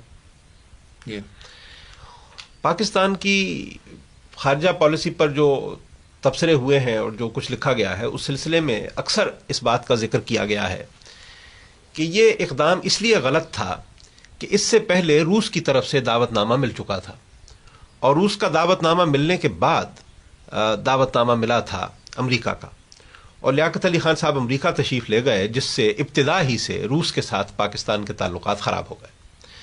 میں پوچھنا یہ چاہتا ہوں کہ کیا یہ آپ کے مشورے سے ہوا تھا, اور اس بارے میں آپ کی کیا رائے؟ میں تو ملک سے باہر تھا جی, یہی کشمیر کے جھگڑے وگڑے میں پہلے, پھر بھی اور نصف سال مجھے باہر رہنا پڑتا تھا. ایک تو یہ کہ میں اسمبلی کا سارا وقت وہاں رہا کرتا تھا, ہم نئے نئے ملک تھے, ہمارے سارے ملکوں کے ساتھ ڈپلومیٹک تعلقات بھی ابھی قائم نہیں ہوئے تھے, اور وہ ایک ایسا اکھاڑا تھا کہ وہاں سب کے ساتھ ملاقات وغیرہ ہو جاتی. دوسرا یہ کہ ہمیں چونکہ تقسیم سے پہلے سوائے فائنینس کے اور ہوم ڈپارٹمنٹ کے اور خارجی امور کے, باقی باتوں کا تو ہندوستانیوں کو تجربہ ہو چکا تھا, لیکن خارجی امور میں کسی کو کوئی تجربہ وغیرہ نہیں تھا. تو ہمیں باہر سفارت خانوں کو سفیر مقرر کرنے, ایسا فارن منسٹری ہمارے پاس ابھی کوئی نہیں تھی, فارن سروس کوئی نہیں تھی, تو جو لوگ ہمارے ساتھ ڈیلیگیشن میں جاتے تھے ان کو وہاں کچھ ٹریننگ وغیرہ ایسی حالت. برصورت اس وقت مناسب یہی سمجھا گیا تھا کہ ہمیں ایک تو باہر اپنا خاکہ امیج جسے کہتے ہیں اچھی طرح لوگوں کے ذہن نشین کرنا چاہیے, کیونکہ ہر کوئی اس وقت بھی سمجھتا تھا کہ پاکستان ہندوستانی کا ایک حصہ شکمی ریاست ہے. تو وہاں کی پالیسی تو جو طے کرنا ہوتی تھی, وہ جو کچھ میرے ذہن میں آتا تھا میں لکھ بھیجتا تھا کہ میں یوں کہنا چاہتا ہوں, یہاں سے جو کبھی تو جاتا تھا, ہاں کہہ دو, کبھی جاتا ہی نہیں تھا کہ کہہ دے گا ٹھیک ہے جو کرے گا. یہاں پیچھے مصیبت خاصی تھی. مجھے جو معلوم ہوا ہے وہ یہ کہ راجہ غضنفر علی خان صاحب کی معرفت, جو اس وقت تک ہمارے سفیر ایران اور روسی سفیر ایران کے ذریعے یہ دعوت نامے کا روس سے انتظام ہوا تھا. اب لیاقت علی خان صاحب نے اس کو لیور استعمال کر کے تو امریکہ سے منگوایا دعوت نامہ, یا کیسی صورت ہوئی وہ میری معرفت نہیں ہوا, وہ کس طور پر ہوا اس کی تفصیل مجھے نہیں معلوم. کیونکہ پاکستان کی خارجہ پالیسی پر جب تنقید کی جاتی ہے تو یہ ضرور اس کا ذکر کیا جاتا ہے, اور کہا جاتا ہے کہ اس وقت پاکستان کی لیڈرشپ جو تھی وہ انگریز سے بہت مروب تھی, اور جس کو عام زبان میں آج کل ویسٹ کہا جاتا ہے, کہ مغربی طاقتوں کے زیر اثر رہنے کو وہ زیادہ پسند کرتی تھی, اور اسی لیے روس کے دعوت نامے کو رد کر دیا گیا, اور اس کی قیمت بہت پاکستان کو ادا کرنا پڑی. اول تو یہ کہ مروب کا تو لفظ غلط ہے, کیونکہ ایک تو ان کی سیاست ہی ایسی ہوتی ہے, کم سے کم برطانیہ کی. امریکہ تو کرتا ہے, برطانیہ روب نہیں ڈالتا, کامن ویلتھ کے ساتھ ان کا اثر بے شک ان کا بہت تھا، بہت باتوں میں اس وقت وہ مت دے سکتے تھے، اور ہمیں جو ضرورت تھی اس وقت وہ ہمیں زیادہ برطانیہ اور امریکہ سے پوری ہو سکتی تھی. تو کوئی یہ نہیں کہ ہمیں ان کے ساتھ کوئی عشق تھا برطانیہ کے ساتھ یا یونائٹڈ اسٹیٹس کے ساتھ. روس کے متعلق ہمیں زیادہ علم بھی نہیں تھا، اور یہ نہیں تھا کہ اس کو رد کیا گیا. جب انہوں نے امریکہ کی دعوت نامے کو باوجود اس کے کہ وہ بعد میں دیا گیا اور پہلے، تو وہ پھر ٹھنڈے ہو گئے جی اس پر. وہ رد ہونے کا یہ ایک طرف سے، دوسری طرف سے واپسی کا سوال نہیں تھا حکومتوں میں. لیکن آپ کو تو معلوم ہے ڈپلومیٹک زبان میں یہ بھی کہ ایک دعوت نامہ پہلے موصول ہو اور اس کو، یعنی اس کا اثر یہی ہوا کہ روس کچھ ہم سے کھنچ گیا، اور کچھ روس کی پالیسی بھی یہی تھی کہ ہندوستان بڑا ملک ہے، وہ تو امریکہ کی بھی تھی کسی حد تک. ہندوستان بڑا ملک ہے، اس کے ساتھ صلح رکھنی چاہیے، اس کے ساتھ اثر نفوذ وغیرہ جو کچھ. لیکن بعد میں تاریخ میں کہ اگر یہ نہ ہوتا تو کیا ہوتا، یا یوں ہوتا تو یوں ہوتا. تو ہائنڈسائٹ کی بات ہے. جوئی صاحب، آپ کی معرکۃ الآراء تقریر جو تھی عربوں کے موقف کی حمایت میں، جس کی وجہ سے میرے خیال میں عربوں سے ہماری دوستی کے دروازے کھلے، اور دیکھنا چاہے تیار ہے لے آئے کہ اس آپ نے جو پاکستان کی اور عربوں کی دوستی کا آغاز کیا، یونائٹڈ نیشن میں پاکستان کی فارن پالیسی ایک طرح سے پروجیکشن کا باعث بنی. اس کے باوجود اسرائیل قائم ہو گیا اور وہ اسرائیل کی ریاست بنا دی گئی. میں آپ سے پوچھنا یہ چاہتا ہوں کہ اس کی کیا وجہ تھی آپ کے خیال میں کہ اسرائیل کی ریاست کے قیام میں جو اس وقت کی بڑی طاقتیں تھیں سب کا اتفاق ہو گیا، اور اس ایک مسئلے پر کوئی اختلاف جو ان کی انٹرنیشنل اور گلوبل پالیسی میں رہتا ہے اس پر کوئی اس کی اثر نہ پڑ سکا؟ اس میں بڑا اثر تو پریزیڈنٹ ٹرومین کا تھا جہاں تک مغربی طاقتوں کا تعلق ہے.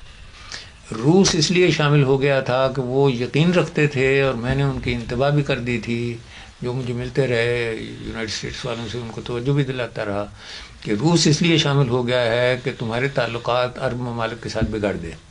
وہ تو اپنی پالیسی پر چلتے تھے، اب وہ اسرائیل کے ساتھ خلاف ہیں جی. اس وقت وہ اسرائیل کی تائید میں تھے.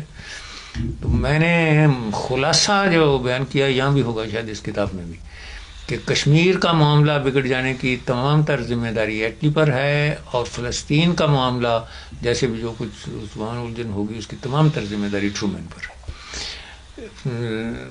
یہ آخری وقت پر آراء گننے سے یقینی بات تھی کہ تقسیم کی تجویز کے حق میں 2/3 نہیں. یہ غالباً بدوار کا ذکر ہے. اگر اس دن آراء شماری ہوتی جی تو یہ رہ جاتا ریزولوشن. پہلے تو انہوں نے اسرائیلیوں نے یہ تجویز کی کہ پریزیڈنٹ کو اس بات پر لگایا کہ تم ملتوی کر دو بحث کو جمعے تک. جمعرات ان کی وہ تھینکس گیونگ ڈے تھی جی، چوتھی جمعرات ان کی تھینکس گیونگ ڈے ہوتی. جب اس تجویز کا علم ہوا تو فاضل جمالی جو اس وقت عراق کے وزیر خارجہ تھے اور میں، ہم پریزیڈنٹ کے پاس گئے. ارانیہ تھا برازیل کا. تو ہم نے اس سے کہا کہ ہم نے سنا ہے کہ آپ آج رات بیٹھنا نہیں چاہتے شام کے اجلاس. تو انہوں نے کہا مجھے ٹرگویلی نے، اور ٹرگویلی بھی انہیں کی حمایت میں تھا اسرائیلیوں کی، اس نے بتایا ہے کہ کل تھینکس گیونگ ڈے ہے تو آج شام عملہ دیر تک نہیں بیٹھ سکتا. اور میرے پاس ابھی 5 مقررین کے نام ہیں، ان میں سے پیر خرچ ہو جائے گی اور پھر شام کو اجلاس نہیں ہو سکتا، برسوں تک جمعے پر جائے گی بات. تو ہم نے بتایا ان سے زور لگایا کہ ان 5 میں سے 2 تو ہمیں الجمالی اور میں، ہم اپنا نام واپس لینے کو تیار ہیں بشرطے کہ آپ کہیں کہ میں پھر آج آراء شماری کر لوں گا. ہمیں اس دن بہت سے طرف سے یہ کہہ دیا گیا تھا کہ آج آراء شماری نہ ہوئی تو پھر درمیان میں یہ لابنگ ہو جائے. لابنگ تو وہاں ہوتی تھی ٹرومین کو کر کے. مثلا لائبیریا کے وفد کا جو سربراہ تھا وہاں ڈینس تھا اس کا نام، اس نے میرے ساتھ وعدہ کیا، صبح میں سن رہا تھا اجلاس سے پہلے، اس نے میرے ساتھ وعدہ کیا، اس نے کہا اب تک میری ہدایات یہی ہیں کہ ہم نے خلاف کرنا ہے، ووٹ دینا ہے، لیکن ہمارا پریزیڈنٹ ان کے ہاتھ میں ہے، امریکہ کے ہاتھ میں، سب کچھ یہیں سے ہمیں ملتا ہے، تو اگر آج نہ ووٹ ہوا، آج کا تو میں نے انتظام کر لیا ہے اور اپنی سیکرٹری کو بلایا اور اس کو میرے سامنے یہ ہدایت دی کہ میں اب جا رہا ہوں اسمبلی، جب تک میں واپس نہ ہوں تم نے مجھے کوئی پیغام نہیں بھیجنا، کوئی تار نہیں، کوئی چٹھی نہیں، کوئی کچھ نہیں، میں جب آؤں گا واپس میں دیکھ لوں گا سب کچھ۔ تو انہوں نے کہا آج کرا لو، تو آج کل کا میں ذمہ دار نہیں، کیا ہوگا کیا کل ممکن ہے راستہ بند ہو جائے۔ اسی طرح مثلاً یہ رامیولو جی جو اب پھر فارن منسٹر ہیں، کئی بار ہوئے، انہوں نے بڑی دھواں تقریر کی، یہ مقرر بڑا اچھا ہے، اور اس کے بقیے ادھیڑ دیے ان کے ریزولوشن کے، اور ہم خلاف کریں گے، اور یہ وہ تقریر کرنے کے بعد یہ تو چلے آئے وہاں سے، وہ آخری مرحلہ تھا یوں بھی سیشن جی بہر صورت ہائیٹی جی انہوں نے ہمارے ساتھ وعدہ کیا ہوا تھا۔ تو جب یہ التوا ہو گیا جمعے پر، تو پھر یہ گئے واشنگٹن اسرائیلی، وہاں ٹرومین سے کہا، ٹرومین کو دوسرے سال 48 میں لڑنا تھا انتخاب، اور یہودی ووٹ تو بڑا کروسیل ہوتا ہے وہاں یونائٹڈ اسٹیٹس میں، تو انہوں نے کہا کہ ہمارے ووٹ کی امید نہ کرنا اگر یہ ریزولوشن پاس نہیں ہوا، چنانچہ اس نے ذاتی طور پر ٹیلی فونز کیے سربراہ ان ریاستوں کے جن کو واپس کر دیا، کئی بگڑ گئے، اور چنانچہ پھر جمعے کو بالکل پانسا پلٹا ہوا تھا۔ تو آپ کا اپنا تاثر یہ ہے کہ اگر اسی روز ووٹ لے لیا جاتا، جمعے کے دن ہائیٹی کا نمائندہ مجھے وہاں ملا، اس کے آنسو بہ رہے تھے، یعنی یہی نہیں کہ وہ ایک محاورے کے طور پر، اور نے کہا کہ مسٹر منسٹر میں کیا کر سکتا، پرسوں میری ہدایات وہ تھی، آج فلپینس نے بھی چنانچہ خلاف ووٹ دیا۔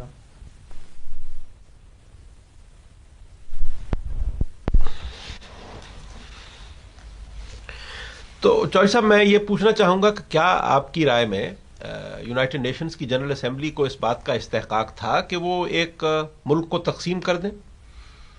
نہیں، یوں تو ان کا ریزولوشن صرف ایک تجویز ہوتی ہے، لیکن میرے نزدیک تو وہ اس تجویز کا بھی ان کو استحقاق نہیں تھا۔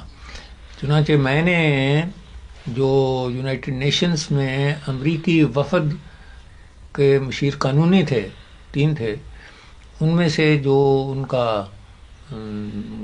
سینئر آدمی تھا، غالباً اس کا نام مسٹر کپر تھا، اس سے بات چیت اس معاملے پر کی، تو اس نے کہا کہ ہم نے یہی رائے دی ہے پریزیڈنٹ کو کہ اسمبلی کو یہ حق نہیں پہنچتا کہ کسی ملک کی تقسیم کی تجویز کریں یا اس کے تقسیم کا انتظام کریں، لیکن پریزیڈنٹ اڑا ہوا ہے کہ اس کی ضرور تائید کرنی چاہیے۔ وہ مشکل یہ تھی کہ پریزیڈنٹ کو دوسرے سال اپنا انتخاب لڑنا تھا، وہ یہودی ووٹ ناراض نہیں کرنا چاہتے۔ چوہدری صاحب، اس وقت جب یہ اسرائیل کی ریاست قائم کی جا رہی تھی تو آخر یونائٹڈ نیشن میں دنیا بھر کے مدبر بیٹھے ہوتے ہیں اور آنے والے واقعات پر ان کی نظر ہوتی ہے، آپ کے خیال میں یہ بڑی طاقتوں کو کچھ اندازہ تھا کہ آئندہ چل کے کیسے ساری دنیا کا امن امان اس ایک نقطے پر مرتکز ہو سکتا ہے اور یہ ایک کویا پیوٹل سچویشن بن سکتی ہے؟ میرا اپنا تاثر تو یہ ہے کہ کوئی بھی حکومت اتنی دور آئندہ کو دیکھتی نہیں، ان کے سامنے جو کچھ ہوتا ہے وہ اس کی بنا پر جو چاہتے ہیں سمجھتے ہیں یہ ہمارے لیے مفید ہوگا، اس کے لیے کوشش کرتے رہتے ہیں، اور جو مضرات اس میں خفیہ ہوں اس کی طرف نگاہ نہیں کرتے۔ چوہدری صاحب، فلسطین کے مسئلے کے بعد جو ایک دوسرا مسئلہ جس میں آپ نے یونائٹڈ نیشن میں پاکستان کی نمائندگی کی جو آپ کے عہد سے وابستہ ہے، وہ لیبیا کا مسئلہ ہے، جس میں میرے خیال میں پاکستان نے بھرپور حمایت کی لیبیا کی آزادی کی۔ اس سلسلے میں آپ ہمیں کچھ مطلع فرمائیں گے کہ کیا سٹینڈ تھا پاکستان کا؟ لیبیا کے متعلق یہ بڑی طاقتوں نے آپس میں ایک معاہدہ کر لیا تھا یا سمجھوتا کر لیا تھا جس کا نام بیون سفورزا پیکٹ مشہور ہے۔ مسٹر بیون اس وقت وزیر خارجہ تھے برطانیہ کے، اور کاؤنٹ سفورزا اٹلی کے وزیر خارجہ تھے، اور وہ اس پیکٹ کا خلاصہ یہ تھا کہ لیبیا کے 3 علاقے تھے، ایک سرینائکا ایک ٹریپولی اور ایک فیضان. تو سرینائکا کی ٹرسٹی شپ انگریزوں کو دے دی جائے اور ٹریپولی کی اٹلی کو دے دی جائے اور فیضان کی فرانس کو دے دی جائے, اور ساتھ ان پر یہ ذمہ داری ڈال دی جائے کہ 10 سال کے عرصے میں ملک کو ایک آزاد ملک کی حیثیت کے لیے تیار کریں. جب یہ معاملہ اسمبلی میں پیش ہوا اپریل 49 میں, یہ 48 کا سیشن اسمبلی کا پیرس میں ہوا تھا. اس وقت یہ معاملہ ایجنڈا پر تھا, لیکن اتنا وقت نہیں تھا کہ پیرس میں اس معاملے پر غور ہوتی, چنانچہ خاص ایک سیشن بلایا گیا اپریل سن 49 میں جس میں یہ معاملہ پیش کیا گیا. تو جو وفد لیبیا سے آیا اس کے جو سربراہ تھے عبدالحمید شاید ان کا نام تھا, سوادی یا ایسا, انہوں نے اپنے خود بھی اور اپنے وفد کی طرف سے بھی اپنے ملک کی طرف سے بھی کہا کہ ہمارے ساتھ ایسے ایسے مظالم اٹلی کی طرف سے ہو چکے ہیں کہ ہم اب یہ سننا بھی برداشت نہیں کرتے کہ پھر ہمیں اٹلی کے سپورٹ کر دیا جائے.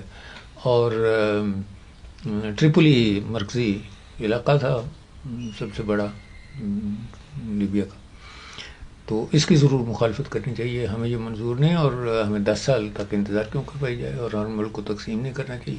آج اگر تقسیم ہو گیا تو پھر یہ کبھی اس کو اتحاد نہیں ہوگا, پھر فرانس اس پر قبضہ کر لے گا, اٹلی اس پر کر لے گا, انگریز اس پر کر لیں گے. تو خیر ہمارا موقف یہ تھا کہ ہم نے اس کی مخالفت کرنی.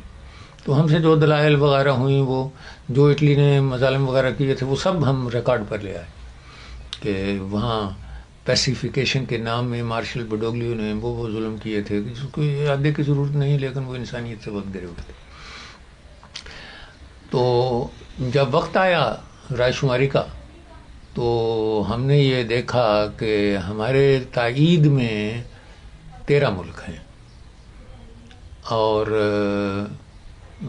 2/3 کی کثرت سے یہ پھر پاس ہو جائے گا یہ ریزولوشن.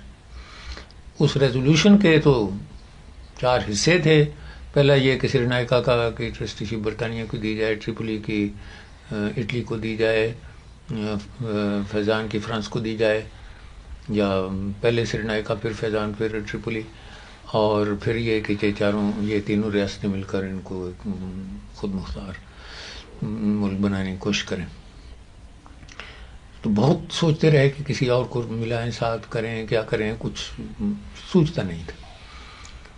چنانچہ ایک دن, جس دن رات کو پھر توقع تھی کہ رائے شماری ہوگی, مجھے ٹیلی فون ہوا یہی فوجی کی طرف سے جو اس وقت مصر کے مستقل نمائندے تھے کہ میرے وزیر خارجہ چاہتے ہیں, خشابہ پاشا اس وقت وزیر خارجہ تھے مصر کے, کہ تم ذرا جلدی آ جاؤ تو کچھ مزید مشورہ اس کے متعلق کریں. میں نے کہا اچھی بات. چنانچہ اس وقت تک میرے ذہن میں ایک بات اللہ تعالیٰ کے فضل سے آ چکی تھی. میں گیا, ان کا کچھ سوچا ہے, میں نے کہاں سوچا ہے کہ کیا, میں نے کہا اب تک ہماری یہ کوشش رہی ہے کہ اس ریزولوشن کی مخالفت میں آراء جمع کی جائے. تو اب ہمیں یہ کوشش کرنی چاہیے کہ یہ جو تیسرا ریزولوشن ہے, تیسرا پیراگراف ہے ریزولوشن کا کہ ٹریپولی کی ٹرسٹی شپ اٹلی کو جائے, اس کی مخالفت میں ممکن ہے ہم کو 2 3 4 ریاستیں مل جائیں. اگر یہ مل جائیں تو پھر یہ ریزولوشن رہ جائے. تم تو خود مخالفت کرتے ہو کہ ملک کو تقسیم نہیں کرنا چاہیے. تو پھر تقسیم ہوئی کہ یہ نہ جائے ان کو, باقی 2 چلے جائیں, فیضان ان کو. میں نے کہا پھر نہیں جائیں گے.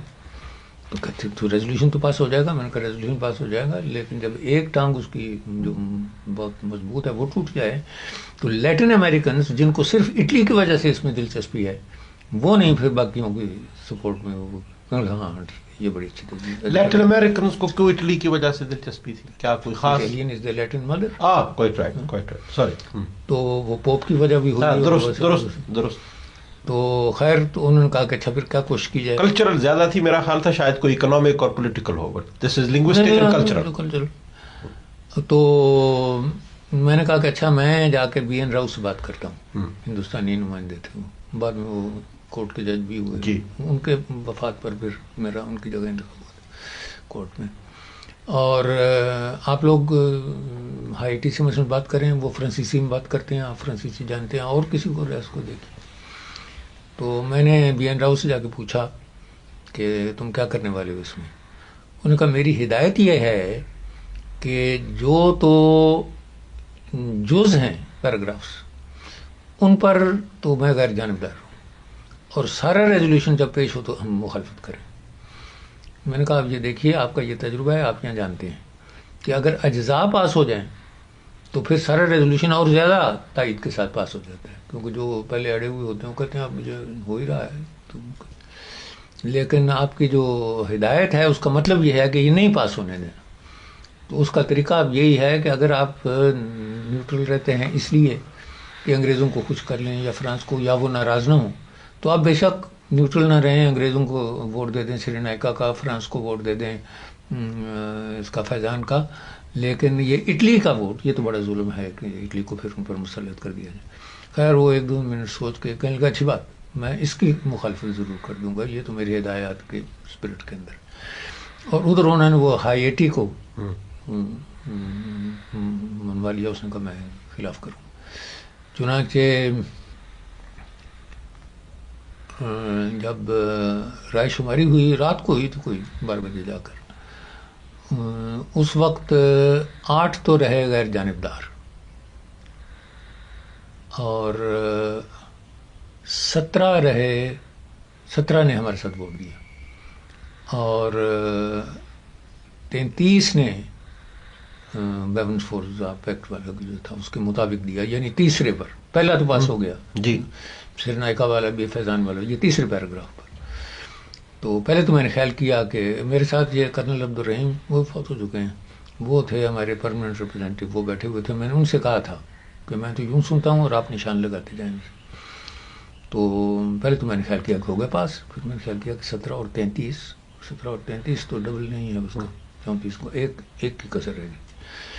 تو اب ہم انتظار میں کہ پریزیڈنٹ صاحب اور پریزیڈنٹ اور جو اسسٹنٹ سیکرٹری جنرل بیٹھتا تھا پریزیڈنٹ کے ساتھ, وہ اور ٹرگویلی, تینوں نے سر کٹے کیے ہوئے, وہ ایک ووٹ کی تلاش میں, وہ ایک ووٹ, وہ تو آخر اس نے اعلان کیا کہ اتنے اس کے حق میں, اتنے خلاف, اور اتنے یہ پیراگراف ساقط ہو گیا. خیر اس پر معلوم ہوتا ہے میری طبیعت میں بہت ٹینس اس وقت ہی, سارے دن کی بھی یا گننے کا. تو میں نے, میرے خلاف عادت ہے کہ میں نے میز پر اپنے ہاتھ سے تو میز کو بجایا مکے سے, خوب بجاتا رہا. تو پریزیڈنٹ نے میری طرف دیکھنا شروع کیا, باقی خاموش بھی ہو گئے اور میرے چل رہے تھے. تو مجھے کرنل رحیم نے پوچھا پیچھے سے کہ چودھری صاحب آپ کیا کر رہے ہیں؟ میں نے کہا انگریزوں کی چھت پیٹ رہا ہوں. تو خیر تو وہ جب ہو گیا تو اس پر انہوں نے کہا کہ اچھا اگلے پیراگراف پر ووٹ ہوگا. تو اگلے پیراگراف میں یہ تھا کہ یہ 3 ممالک ان کو تیار کریں. میں نے اس پر اعتراض کیا کہ کون سے 3, یہاں تو 3 کا لفظ ہے تو تیسرا کون ہے. لیکن اور پریزیڈنٹ نے کہا کہ کوئی امینڈمنٹ کر کے اس میں 2 لکھ دے گا تو 2 کر دیا جائے گا. 2 سے بھی کام تو نہیں چلتا تھا. اتنے میں ڈاکٹر آرسے جو ارجنٹینا کے تھے نمائندہ, انہوں نے اپنا وہ نیم پلیٹ اٹھایا کہ میں بولنا چاہتا ہوں, وہ آئے. ان کا مسٹر پریزیڈنٹ باقی اس کیسوں پر آپ ووٹ لیں یا نہ لیں, اب لیٹن امریکنس نہیں ووٹ دیں گے کیونکہ ہمیں جس بات میں دلچسپی تھی وہ تو ختم ہو گئی. چنانچہ اس نے ووٹ لیے, بعد کے اجزاء جو تھے وہ تو یوں کٹ گئے, اور پھر جو 2 پاس بھی ہوئے تھے اس پر رسماً اس نے ووٹ لینا تھا, وہ بڑی میجارٹی کے ساتھ وہ فیل ہو گئی. اچھا اس کا نتیجہ یہ ہوا کہ جب میں واپس کراچی پہنچا تو اٹالین منسٹر, اس وقت ان کا لیگیشن تھا, ایمبیسی نہیں تھی, وہ مجھے ملنے کے لیے آیا اور اس نے کہا میرے پاس خاص پیغام ہے کاؤنٹس فورزا کا, وہ میں لے کے آیا ہوں. اٹالین میں تھا, اٹالین بڑی آسان زبان ہے. میں نے کہا تم مجھے دے دو, مطلب تو میں اخذ کر لوں گا, میں بھی چاہتا تھا جلدی معلوم ہو جائے. اس میں انہوں نے لکھا تھا کہ ہم نے یہ کوشش بے شک کی تھی, یہ فیصلہ ہمارے خلاف ہو گیا, لیکن ہم عربوں کے ساتھ دوستانہ تعلقات قائم کرنا چاہتے ہیں, ختم کرنا نہیں چاہتے. اس لیے ہم اب پورے سیشن میں خود تائید کر دیں گے کہ لیبیا کو آزاد ہونا چاہیے ایک ملک کے طور پر. وہ اس نے بعد میں پھر صومالیہ اور ایریٹریا وغیرہ کے لیے کچھ ہماری مدد چاہیے, وہ ہم نے اس کو کر دی تھی. تو ایریٹریا کے نہیں, صومالیہ میں. تو پھر جب سیشن آیا تو اس وقت وہ 10 سال کرتے تھے. تو سیشن میں پورے میں ریزولوشن پاس ہوا کہ Libya shall be independent in 15 months time. اور ایک کمیٹی مقرر ہوئی جس میں پاکستان بھی ریپرزینٹیو تھا, مصر بھی تھا, اور ایسا کہ یہ اس کو تیار کریں اور ایسے. تو اللہ تعالیٰ کے فضل سے وہ ہو گیا. مجھے یقین ہے چودھری صاحب کہ لیبیا سے جو ہمارے اچھے تعلقات ہیں, جن میں جو گہرائی ہے, اس میں آپ کی کوششوں کو بھی دخل ہے, اور جس طرح یہ لیبیا کا مسئلہ پیش کیا گیا وہ مجھے یقین ہے لیبیا والوں نے فراموش نہیں کیا. لیکن لیبیا سے اور طرابلس سے میرا ذہن ایک دم بانگ درا میں علامہ اقبال کی ایک نظم کی طرف چلا گیا. آپ کو بھی یاد ہوگی کہ طرابلس کے شہیدوں کا ہے لہو اس میں. تو میرا جی چاہتا ہے کہ آپ نے چونکہ نہ صرف ان کو قریب سے دیکھا ہے, آپ جب وکالت کرتے تھے تو علامہ اقبال بھی وکالت کرتے تھے, آپ نے ان کو بہت رخ سے دیکھا ہوگا. آپ کچھ اگر اپنی یادوں میں سے وہ حصہ جو علامہ اقبال سے وابستہ ہے اگر ہم کو عطا کریں تو بڑی مہربانی ہوگی. ایک تو یہ ہے کہ علامہ اقبال سیالکوٹ میں یاد تھے جی, اور میری پیدائش بھی سیالکوٹ کی ہے. میرے والد صاحب کے ساتھ ان کے خاندان کے اچھے دوستانہ تعلقات تھے, ان کے والد صاحب کے ساتھ بھی. میں پھر گورنمنٹ کالج میں جب BA میں پڑھتا تھا 3rd ایئر اور 4th ایئر میں ان کا شاگرد بھی رہا. یہ وہ وقت تھا 1909 اور 10 جب علامہ اقبال یورپ سے اپنی تعلیم ختم کر کے اور بیرسٹری کی سند حاصل کر کے واپس آ چکے تھے, اور گورنمنٹ کالج میں ان کو اس رعایت کے ساتھ پروفیسری عارضی دی گئی تھی کہ وہ بے شک اپنی پریکٹس بھی کریں. فلسفہ پڑھاتے تھے, فلسفہ اور انگریزی. تو فلسفہ تو میرے مضامین میں نہیں تھا, انگریزی تھی. ایک تو میں نے یہ دیکھا کہ, اور بعد میں وکالت میں بھی میں نے یہی دیکھا. میں تو پھر جونیئر تھا اس وقت, لیکن مجھے ان کے ساتھ بھی اتفاق ہوا کام کرنے کا. بعد میں بعض مقدمات میں ان کے خلاف بھی پیش ہونے کا ہوا کہ جس چیز کی طرف وہ پوری توجہ کرتے تھے اس کی تیاری ان کی ایسی مکمل ہوتی تھی کہ پھر اور کوئی گنجائش اس میں نہیں ہوتی. چنانچہ وہ 2 سال جو ہمیں پڑھایا, اور پوئٹری وہ پڑھاتے تھے ہمیں, اور پوئٹری کوئی پڑھانا آسان نہیں, خاص کر BA کے اسٹینڈرڈ پر, لیکن بڑی وضاحت سے اور بڑے عمدہ طور پر ہر بات وہ ذہن نشین فرما دیا کرتے تھے. پھر پریکٹس میں بھی میں نے یہ دیکھا, لیکن ایک ان کی طبیعت میں غنا بہت تھا. یہ ان کے منشی طاہر الدین ان کے منشی تھے, تو بعض دفعہ وہ میرے پاس بھی کیس لے آتے تھے کہ یہ ڈاکٹر صاحب کے پاس آیا تھا یہ مقدمے والا, انہوں نے کہا اس مہینے میں اور کام میں نے نہیں لینا, تو یہ اگر آپ کر دیں. تو شروع مہینے میں اگر 4-5 کیس ان کو آ جاتے تو طاہر الدین کو بند کرتے, آگے نہیں لینا. درست. یوں بھی دل آگاہ کی یہ خوبی ہے کہ اگر اتنا وابستہ ہو کسی اور طرف تو پھر. اور لیکن جس مقدمے کی تیاری کرتے تھے اس میں بڑی پورے انہماک کے ساتھ پوری تیاری کیا کرتے. اور یوں گفتگو میں تو وہاں بیٹھے ہوئے بار روم میں, جیسے آپ کو بھی تجربہ ہوگا پہ ہوتی ہیں ادھر راؤنڈ کے محفل کے بڑے, اور مذاق وغیرہ میں بھی. لیکن چوہدری صاحب جب آپ کو اگر یاد ہو کہ علامہ اقبال جب لاہور میں رہتے تھے تو ان کا جو دوستوں کا حلقہ ان کے ارد گرد تھا, ان سے جو ان کی گفتگو ہوتی تھی اور بار روم میں جو گفتگو ہوتی تھی اس میں تو کچھ اختلاف ہوتا ہوگا, کیونکہ بار روم میں تو اکثر گفتگو کی سطح اور ہو جاتی. بار روم میں تو خرافاتی ہوتی ہیں. جی آپ معاف کریں گے. جی جی جی جی مطلب یہ ہے کہ فلسفے کی جو گفتگو ان کے ڈرائنگ روم سے وابستہ ہے, میرے خیال میں بار روم میں تو وہ نہیں ہوتی. بار روم میں فلسفے کی گفتگو نہیں ہوتی. لیکن اس زمانے میں آپ کا جو ان سے ملنا جلنا رہا تو ان کے مکان پر بھی تشریف لے جاتے تھے آپ کبھی کبھار؟ بہت کم. جی چوہدری صاحب, دوسری ہماری قومی شخصیت جس کی طرف میں اشارہ کرنا چاہتا ہوں, جس کو آپ نے بہت قریب سے دیکھا ہے, وہ قائد اعظم ہیں. ان کی شخصیت کے کچھ پہلوؤں کے بارے میں آپ کچھ ارشاد فرمائیں گے کہ آپ نے ان کی شخصیت میں کیا ایسی چیز دیکھی جو اور لوگوں میں کم نظر آتی ہے؟ شخصیت کے اکثر پہلو بڑے نمایاں ہو چکے تھے ان کی زندگی میں ہی. ایک تو یہ کہ جہاں تک انسانی تعلق کوشش کا تعلق ہے, اگر قائد اعظم نہ ہوتے تو پاکستان نہیں بن سکتا تھا. تو اس سے ان کا عزم اور جس بات کے پیچھے پڑ جائیں اس کو آخر تک نبھانا. لیکن ساتھ ہی ان کے اندر یہ کمزوری تھی کہ وہ رفاقت، وفا، تعاون یہ تو چاہتے تھے، نہ محبت وہ چاہتے تھے، نہ کسی کی محبت وہ وصول کرتے تھے تو کرنے کی کوشش کرتے تھے، یہ لیتے، بلکہ دیکھ پڑتے تھے اگر کوئی اس قسم کا اظہار ان کے ساتھ کرے. یوں ان کا اپنا معیار ہر بات میں بڑا بلند تھا. مطلب یہ کہ جذباتیت ان کی زندگی میں کم تھی؟ بالکل نہیں تھی، پتھر کے تھے. علم اور جو دیگر خصوصیتیں ہوتی ہیں جو ایک اچھے وکیل میں بھی ہوتی ہیں کہ اپنے موکل کی بریف جو ہے وہ اس کو پوری طرح ادا کرتا ہے اس کا. ایک میں واقعہ بھی بیان کر دیتا ہوں جی. تو وہ کیبنٹ کی میٹنگ تھی، تو عام طور پر کیبنٹ کی میٹنگ تو وزیر اعظم کے مکان پر ہوتی تھی، لیکن جب چاہتے تھے قائد اعظم کہ گورنمنٹ ہاؤس میں ہو تو گورنمنٹ ہاؤس میں ہو رہی تھی. تو قائد اعظم نے کہا کہ دیکھو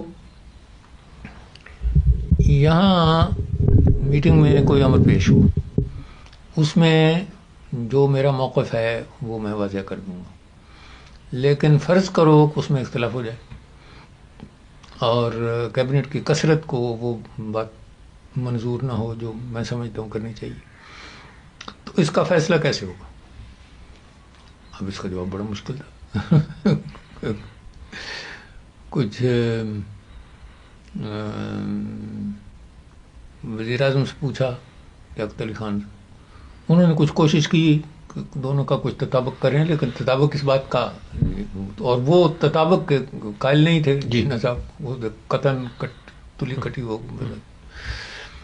موقف ان کا یہ بھی تھا، شاید اس مرحلے پر بیان کیا یا بعد میں فوراً بیان کر دیا ہوگا، کہ لوگ مجھے ذمہ دار سمجھتے ہیں، تو یا تو میں اس ذمہ داری کے نبھانے کے لیے اور اس ذمہ داری قبول کرنے کے لیے اپنی بات منواؤں گا، اور یا پھر تم اگر سیاسی اور آئینی انداز پر چلنا چاہتے ہو تو مجھے واضح کر دینا ہوگا لوگوں پر کہ اختیارات تمہارے ہاتھ میں ہیں، میرے ہاتھ میں نہیں. تو سن لیجیے اب اس پر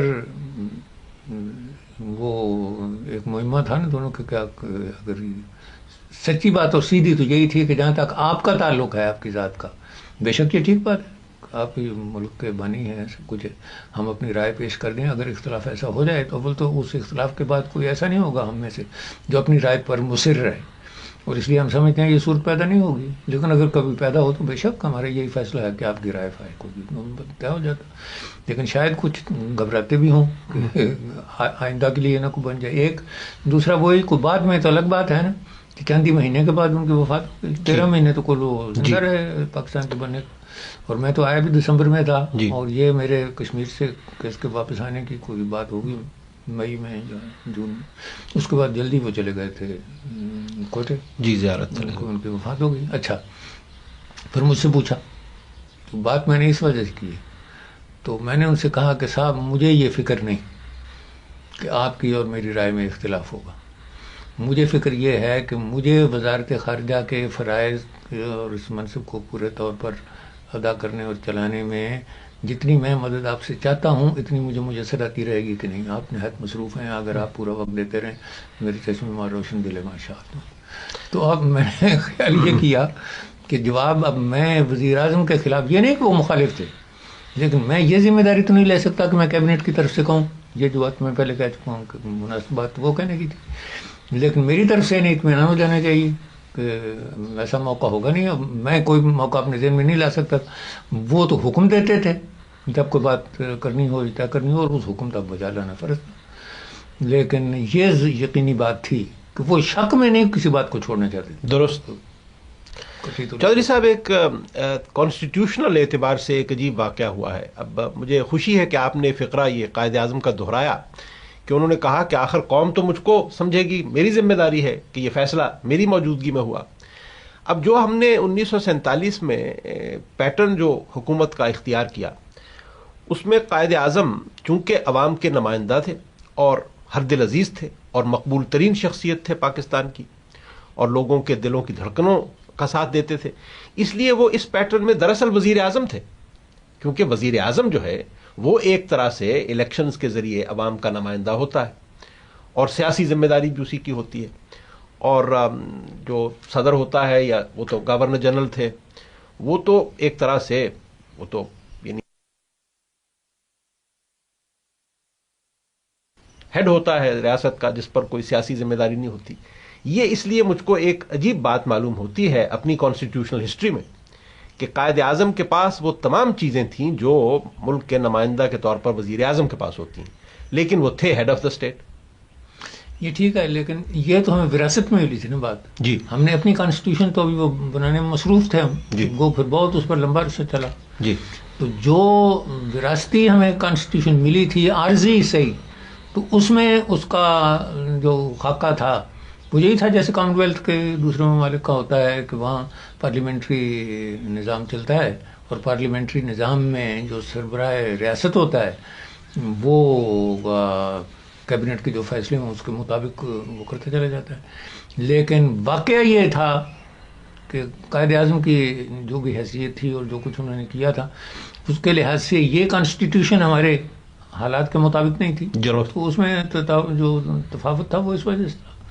وہ آگے چل کے ہم کیا کرتے یہ تو میں نہیں جانتا. اس وقت رجحان تو یہی تھا کہ پارلیمنٹری سسٹم ہی ہوگا, لیکن اگر قائد اعظم کو اللہ تعالیٰ لمبی زندگی عطا فرماتا تو ممکن ہے ہمیں خاص حیثیت برصورت, یا ان کو تو برصورت دینا پڑتی کانسٹیٹیوشن میں بھی, لیکن وہ تو موقع ہی نہیں آیا. چوہدری صاحب, ایک بات میں آپ سے پوچھتا چلوں. قائد اعظم کی جو زندگی ہے پاکستان بننے کے بعد, ایک تو مختصر ہے, دوسرے اس میں بے حد مسائل تھے. آپ کو معلوم ہے کشمیر کا مسئلہ کھڑا ہو گیا تھا, پناہ گزین آ رہے تھے, ہجرت ہو رہی تھی, مہاجرین کا ایک تانتا بندھا ہوا تھا, ان کی صحت بھی اچھی نہیں تھی. لیکن اس کے باوجود اگر آپ یہ ارشاد فرما سکیں کہ کیا کوئی کسی طرح کا نقشہ آئندہ کانسٹیٹیوشن کا اگر انہوں نے کبھی اس پر کوئی گفتگو کی ہو, ان کے ذہن میں تھا یا نہیں تھا, لیکن کیا گفتگو میں کبھی کوئی کسی طرح کا اندیا آیا ہو؟ مجھے نہیں یاد, میرے ساتھ نہیں ہوئی. چوہدری صاحب, بے حد شکریہ, بہت ہم نے آپ کا وقت لیا, آپ کی محبت ہے, آپ نے اتنا وقت دیا. خدا آپ کو خوش رکھے, خدا آپ کو زندہ رکھے, صحت دے. ویلکم.